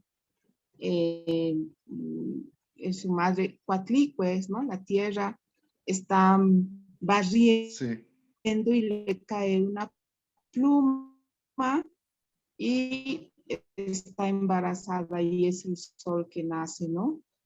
Igual también está de Huarochirí, también menciona, ¿no? De la misma manera como usted dice, y está en el Popol Vuh. ¿Se escucha? perfecto, sí, sí, sí, sí, adelante. Ah, sí.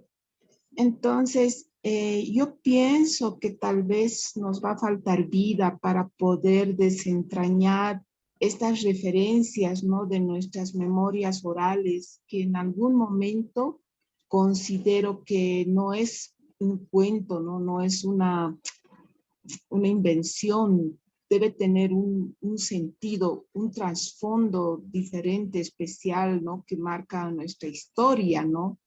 Es como que de Exacto, pronto esas luchas, ¿no? Que se habla entre los hombres, ¿no?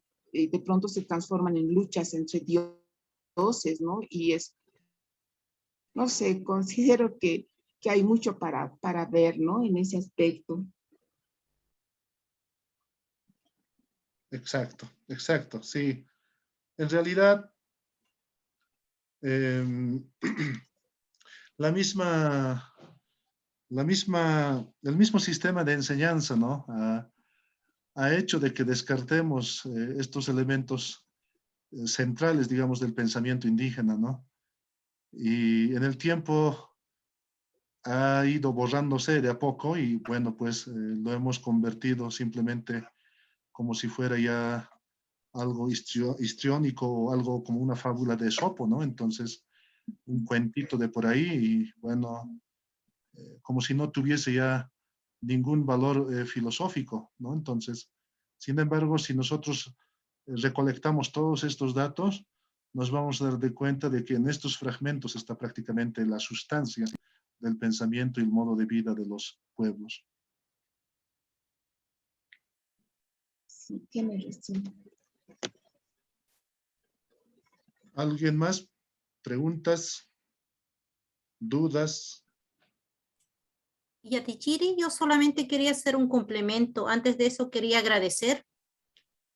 Me enriquecí bastante de la exposición que hizo. Me fortaleció bastante. Hay palabra, uno aprende siempre cosas nuevas de cada capacitación que uno tiene. Pero yo quería complementar de lo que usted habló de los ojos de agua. Esos son los pujos, ¿cierto? De donde nacen las aguas. Quizá, Exactamente. Los claro, pujos conocido más como o los pujo. Yo lo conozco puchos. por lo menos así. Ah, Sí, ya, porque eso exacto. yo, donde yo trabajo, hay las parcelas, las chacras se riegan con esas aguas están los pujos ahí, de ahí bajan los ríos, las vertientes. Pero siempre son esos lugares bien, Exactamente. bien temidos y respetados porque hay siempre sapos, serpiente. Claro, como ahora usted me complementó, quedé, pero, ¿cómo le puedo decir?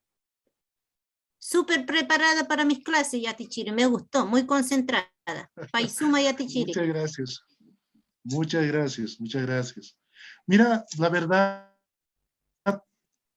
yo, lo que siempre me caracteriza a mí, tal vez un poco claro, los que no me conocen, obviamente, es compartir casi las cosas que no están reconocidas ni conocidas, ¿no? Y a cualquiera conferencia o foro que tenemos aquí en las universidades, siempre llevo estas temáticas, ¿no? Que no por moda, pues, sino por una necesidad urgente, porque como yo les he mencionado el día martes,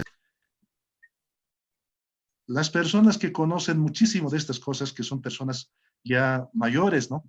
Son los abuelos, las abuelas, se están muriendo y con ellas se están yendo cualquier cantidad de información. Eso es lo triste también, porque ya pues mi generación un poco más después ya nadie ya no conoce esta lógica de vida. Entonces, ahí tal vez ya aceptaremos nomás ya otras cosas, ¿no? Pero mientras se pueda, hay que fortalecer, hay que tratar de entender estos conocimientos que se generan en las comunidades.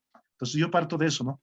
Y no necesariamente una bibliografía, digamos, no me baso, digamos, tanto en una... Es importante, eso sí, pero no me circunscribo absolutamente en una lectura, ¿no? ¿Alguien más, por favor?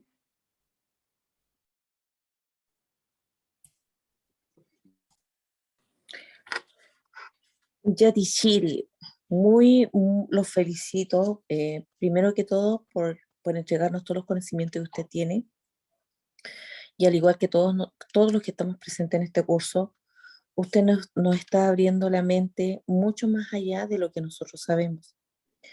Y en realidad que este tipo de cursos que es en realidad escarbando nuestros antepasados, que por diversos motivos han sido silenciados, y como usted bien dice que nuestros abuelos ya se están yendo y con ello, y es verdad, una gran sabiduría, que son detalles de la vida que nos ayudan a nosotros a alcanzar el Sumacamaña.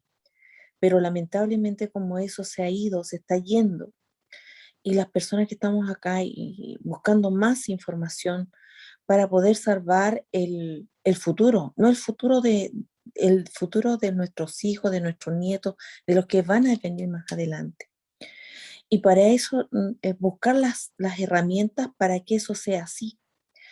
Y hay muchas cosas que también en buscar de entre nosotros mismos el equilibrio.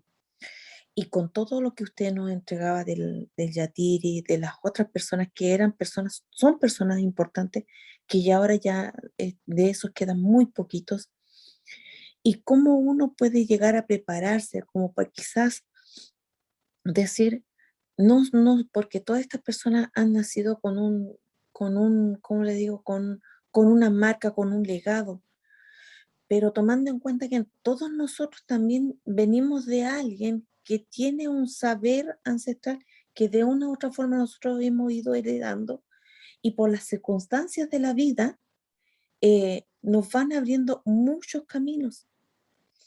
Y en eso lo digo en forma muy personal, aparte del trabajo que hago, que también, igual que la Culiaca Doris, en el lado muy personal mío, no sé, hay algo que me insta a saber mucho más de todo esto, la cosmología de nuestros ancestros, porque hay algo que me llama y en realidad no sé lo que es.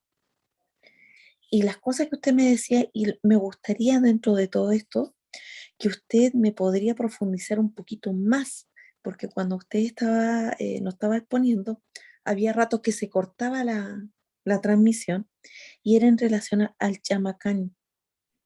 Eso es, me gustaría un poquito que usted me aclarara un poco más, y, y el cari cari o cari cari, que era que usted aludía a lo otro.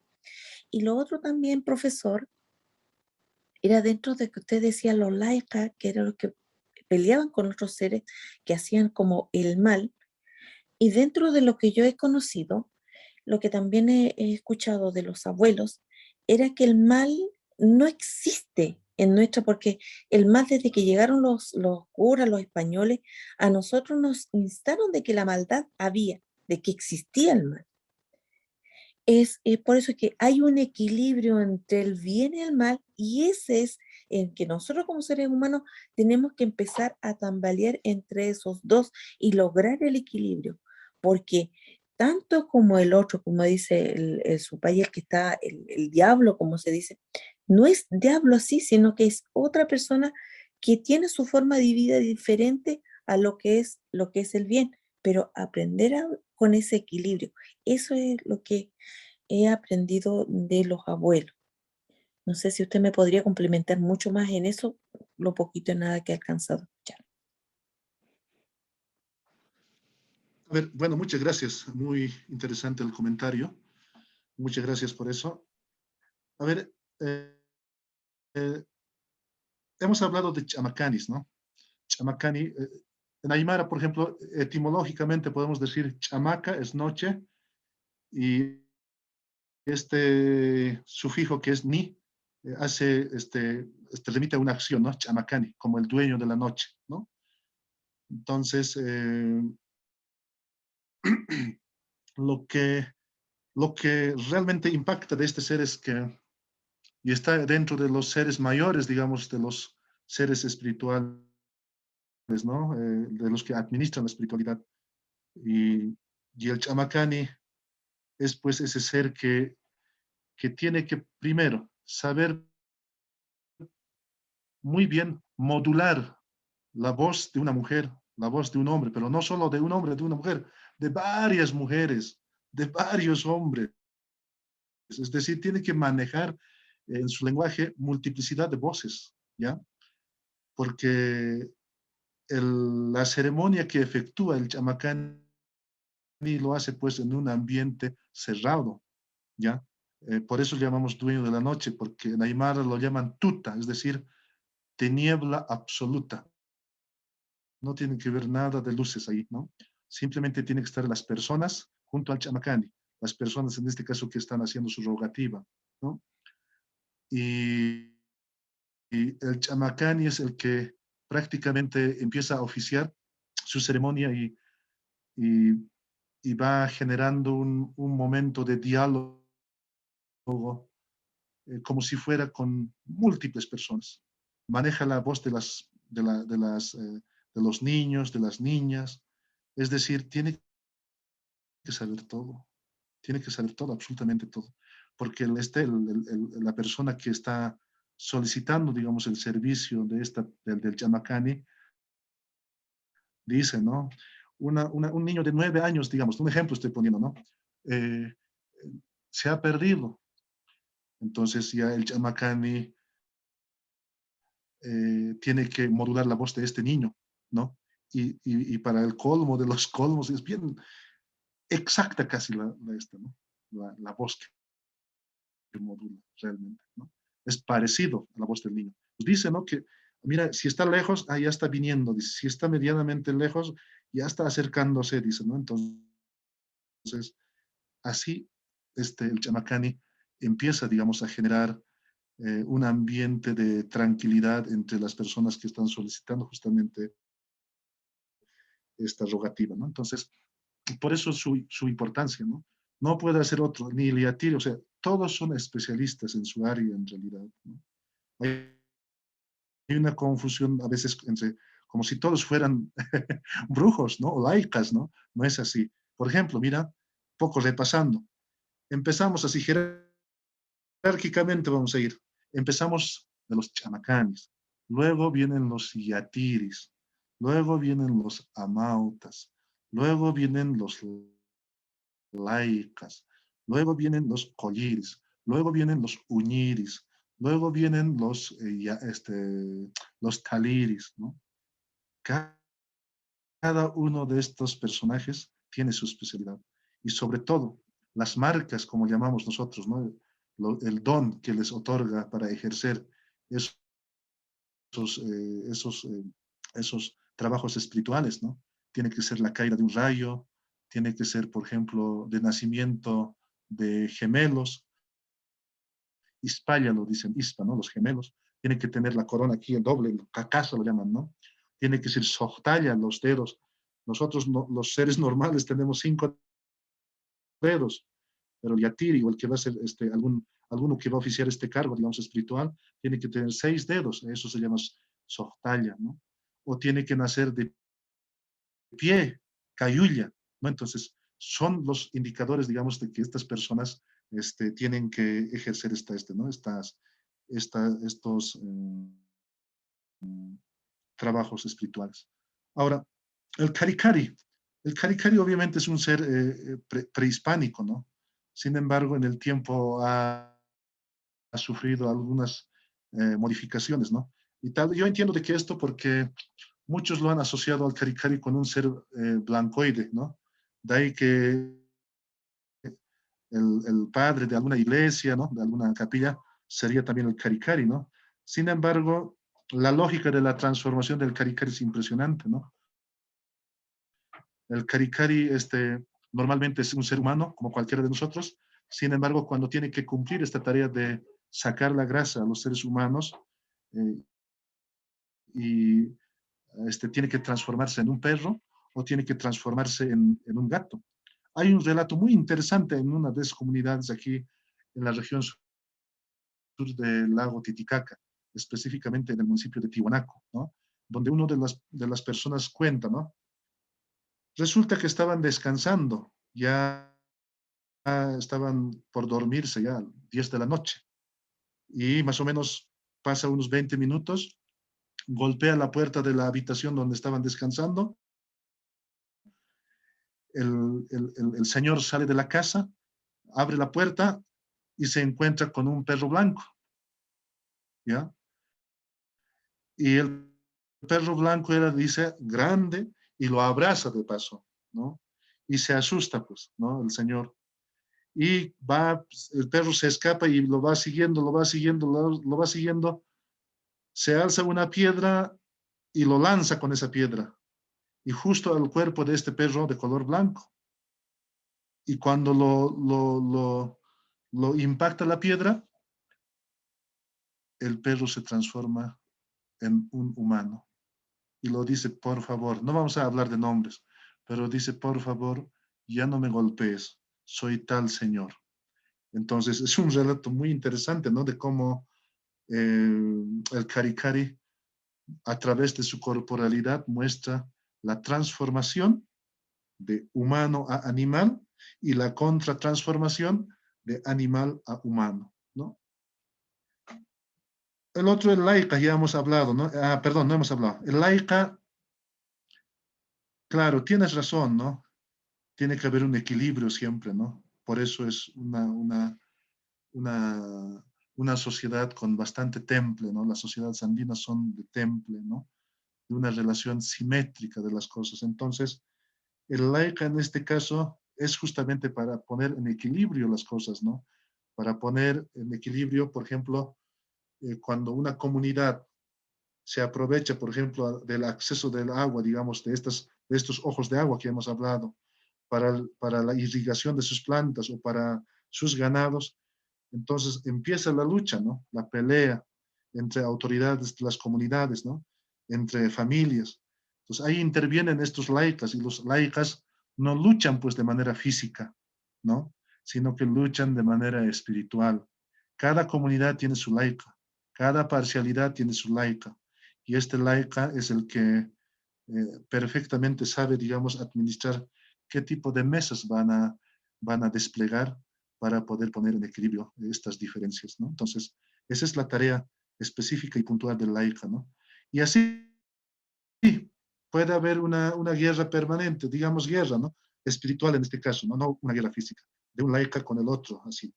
Ahora, quien gana es el laica que tiene los mejores dotes y conocimientos, ¿no? Y el laica que conoce muy bien es cuando lo amarran, dice entre comillas, al rayo, tiene que atarle a la persona, a la familia, no sé, a alguien, a la comunidad, al rayo, dice, ¿no? Yo te voy a liar, yo te voy a atar al rayo para que nunca más te aproveches del agua o de estas cosas, ¿no? O de las cosas por lo que están peleando. Entonces, así se equilibra. En otras palabras, hay que morir para generar y regenerar la vida, ¿no? Esa es la lógica del eco. Bueno. Bien. Yadichiri, otra consultita, y es Sí. en relación al condenado. ¿Cómo es ese del condenado? Ah, perdón, sí, sí. Del que va penando y cómo ¿qué es lo que pasa con ese del condenado? ¿Cómo puede? Lo que yo he escuchado también, no sé, quizás usted puede complementar o para complementar eso, del condenado cuando hay lucha del bien y el mal, y el condenado, quien es muerto, porque el condenado ya está muerto ya, al condenado lo matan, Ajá. se transforma en paloma y se va al cielo. Entonces, como dice que el infierno no está, las personas que están en el infierno hayan cometido pecado en sus otras vidas, que desde esas otras vidas van pasando a las otras vidas, y cuando esa alma no va desde el mundo de los muertos, o sea, perdón, del mundo de los vivos al mundo de los muertos, y queda entrampado ahí y se transforma en condenado. Y generalmente en las luchas que el condenado no viene a hacer cosas buenas, siempre va a hacer cosas malas, pero la otra contraparte que viene a luchar y llega a vencer al condenado, el condenado es liberado y transformado en paloma y se eleva al cielo a ver al lado del Altísimo. ¿Cómo nosotros lo podemos ver eso? Eso es de nuestra cultura aymara. No sé si usted ha escuchado eso, o eso yo también lo escuché de los abuelos. Es así relato. Cuando vencen al condenado, y al condenado se libera, se va al cielo. Sí. Bueno, sí, la raíz del condenado está eh, en los tiempos prehispánicos, ¿no? Hemos hablado de multiplicidad de vientos, ¿se acuerdan, no? Y el viento arremolinado es el aliado principal de los condenados. Pero no, a ver, vamos a partir de esto. El remolino siempre va en alianza con los perros rojos, que en Aymara o Quechua lo llaman supay, supay o supaya, ¿no? Ñanca también lo llaman.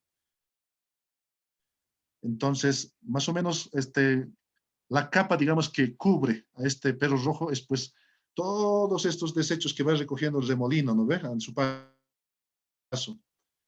Entonces, cuando ya pasa el remolino en algún momento, se manifiesta la corporalidad de un perro. Por eso en Aymara dicen, no te vas a acercar, no te vas a hacer pescar, dice, es decir, no te vas a hacer pescar con el remolino porque ahí está el perro rojo, ¿no? El ñanca, el que te va a provocar una enfermedad, incluso la muerte, ¿no?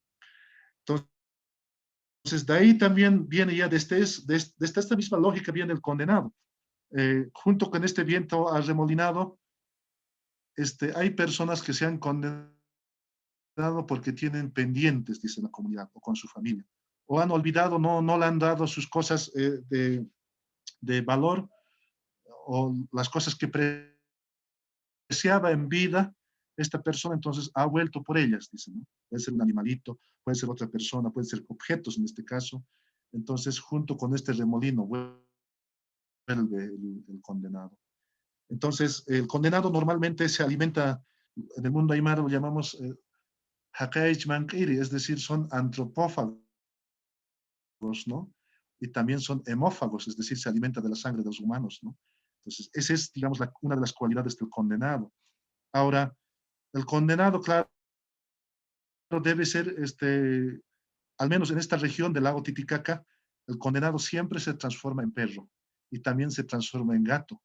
Pero bien interesante lo que me dice, se transforma en paloma. Entonces, habría que ver, tal vez en otras regiones, digamos, de los Andes, también se transforma tal vez en otros animales o en otras cosas, ¿no? Entonces, sería muy interesante tal vez hacer este inventario, ¿no? Es algo muy interesante esto. Es algo indígena, es decir, algo nativo, pero también ya hay una mezcla, ¿no? Con lo colonial, ¿no? Hay un sincretismo prácticamente en estos conceptos que manejamos del condenado, ¿no? Sí, como lo que acaba de decir, ¿no? La hermana, de que es una paloma, eso ya me parece como que el Espíritu Santo, ¿no? Exactamente, Sí, el exactamente, ¿no? Espíritu Santo. Y yo hice un trabajo de recopilación hará unos 3 años atrás, y una abuelita me decía de que cuando así en ese remolino viene el condenado, hay que alzar una piedra, hacerle la señal de la cruz, ¿no? O sea, también ya es bien, bien católico, ¿no? Hacerle Exacto. la señal de la cruz, y con esa piedra hay que botar, decía, al remolino, para que ese ñanja se vaya, decía, con esa piedra, con señal de la cruz hay que botar y se va, decía. Ahí tenemos mucha, Exacto. mucho sincretismo. No sé si hasta sincretismo sea apropiado decir, ¿no? Pero sí hay una mezcla y es bien interesante poder leer también eso, ¿no? Como usted decía, por ejemplo, el zorro, ¿no? Y en algunos lugares el zorro es considerado pues como un mensajero de los apus, ¿no? Es Pero el perro de los achachilas, exacto. sí, de los Sí, sí. achachilas, ¿no? Sí, Y yo he sí. encontrado historias, ¿no? Donde hay un Dios, ¿no? Bien semejante al católico, que crea el mundo y nombra un intermediario, y ese intermediario es el zorro. Y el zorro es el que le arruina la creación a este Dios cristiano, ¿no? Me parece como esa historia, como que hay un sentido de reivindicación de una cultura, ¿no? Burlarse del Dios impuesto, ¿no? Que un Dios impuesto tan tonto que le confía la creación al zorro, ¿no? Y el zorro lo arruina completamente la creación de Dios. Y esos detalles son bien, toda esa Totalmente de historia acuerdo. nuestra que está detrás de eso, como usted decía, nos han hecho ver que es como un cuento, que es como un chiste, ¿no? Pero Exacto. hay tanto de nosotros ahí atrás, ¿no? Están las ideas de nuestros ancestros, su manera de luchar contra esa religión impuesta, ¿no? Y donde son los mismos personajes nuestros, andinos, los que son encargados de llevar adelante esa lucha, ¿no? Y vencer al Dios católico. Así es. Muy bueno el aporte, hermana. ¿Alguien Gracias. más? Cerramos.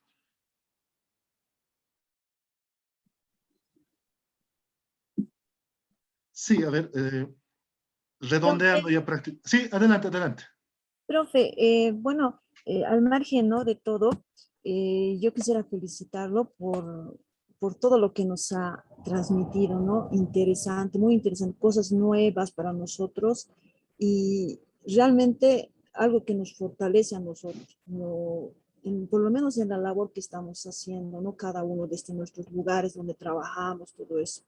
Yo quisiera hacerle una pregunta. Usted nos hablaba, por ejemplo, de los seres emisarios de la muerte Así y es. nos hablaba del taparaco, nos hablaba del orín del zorro, de la polilla, y ahí también ha mencionado sobre los alimentos.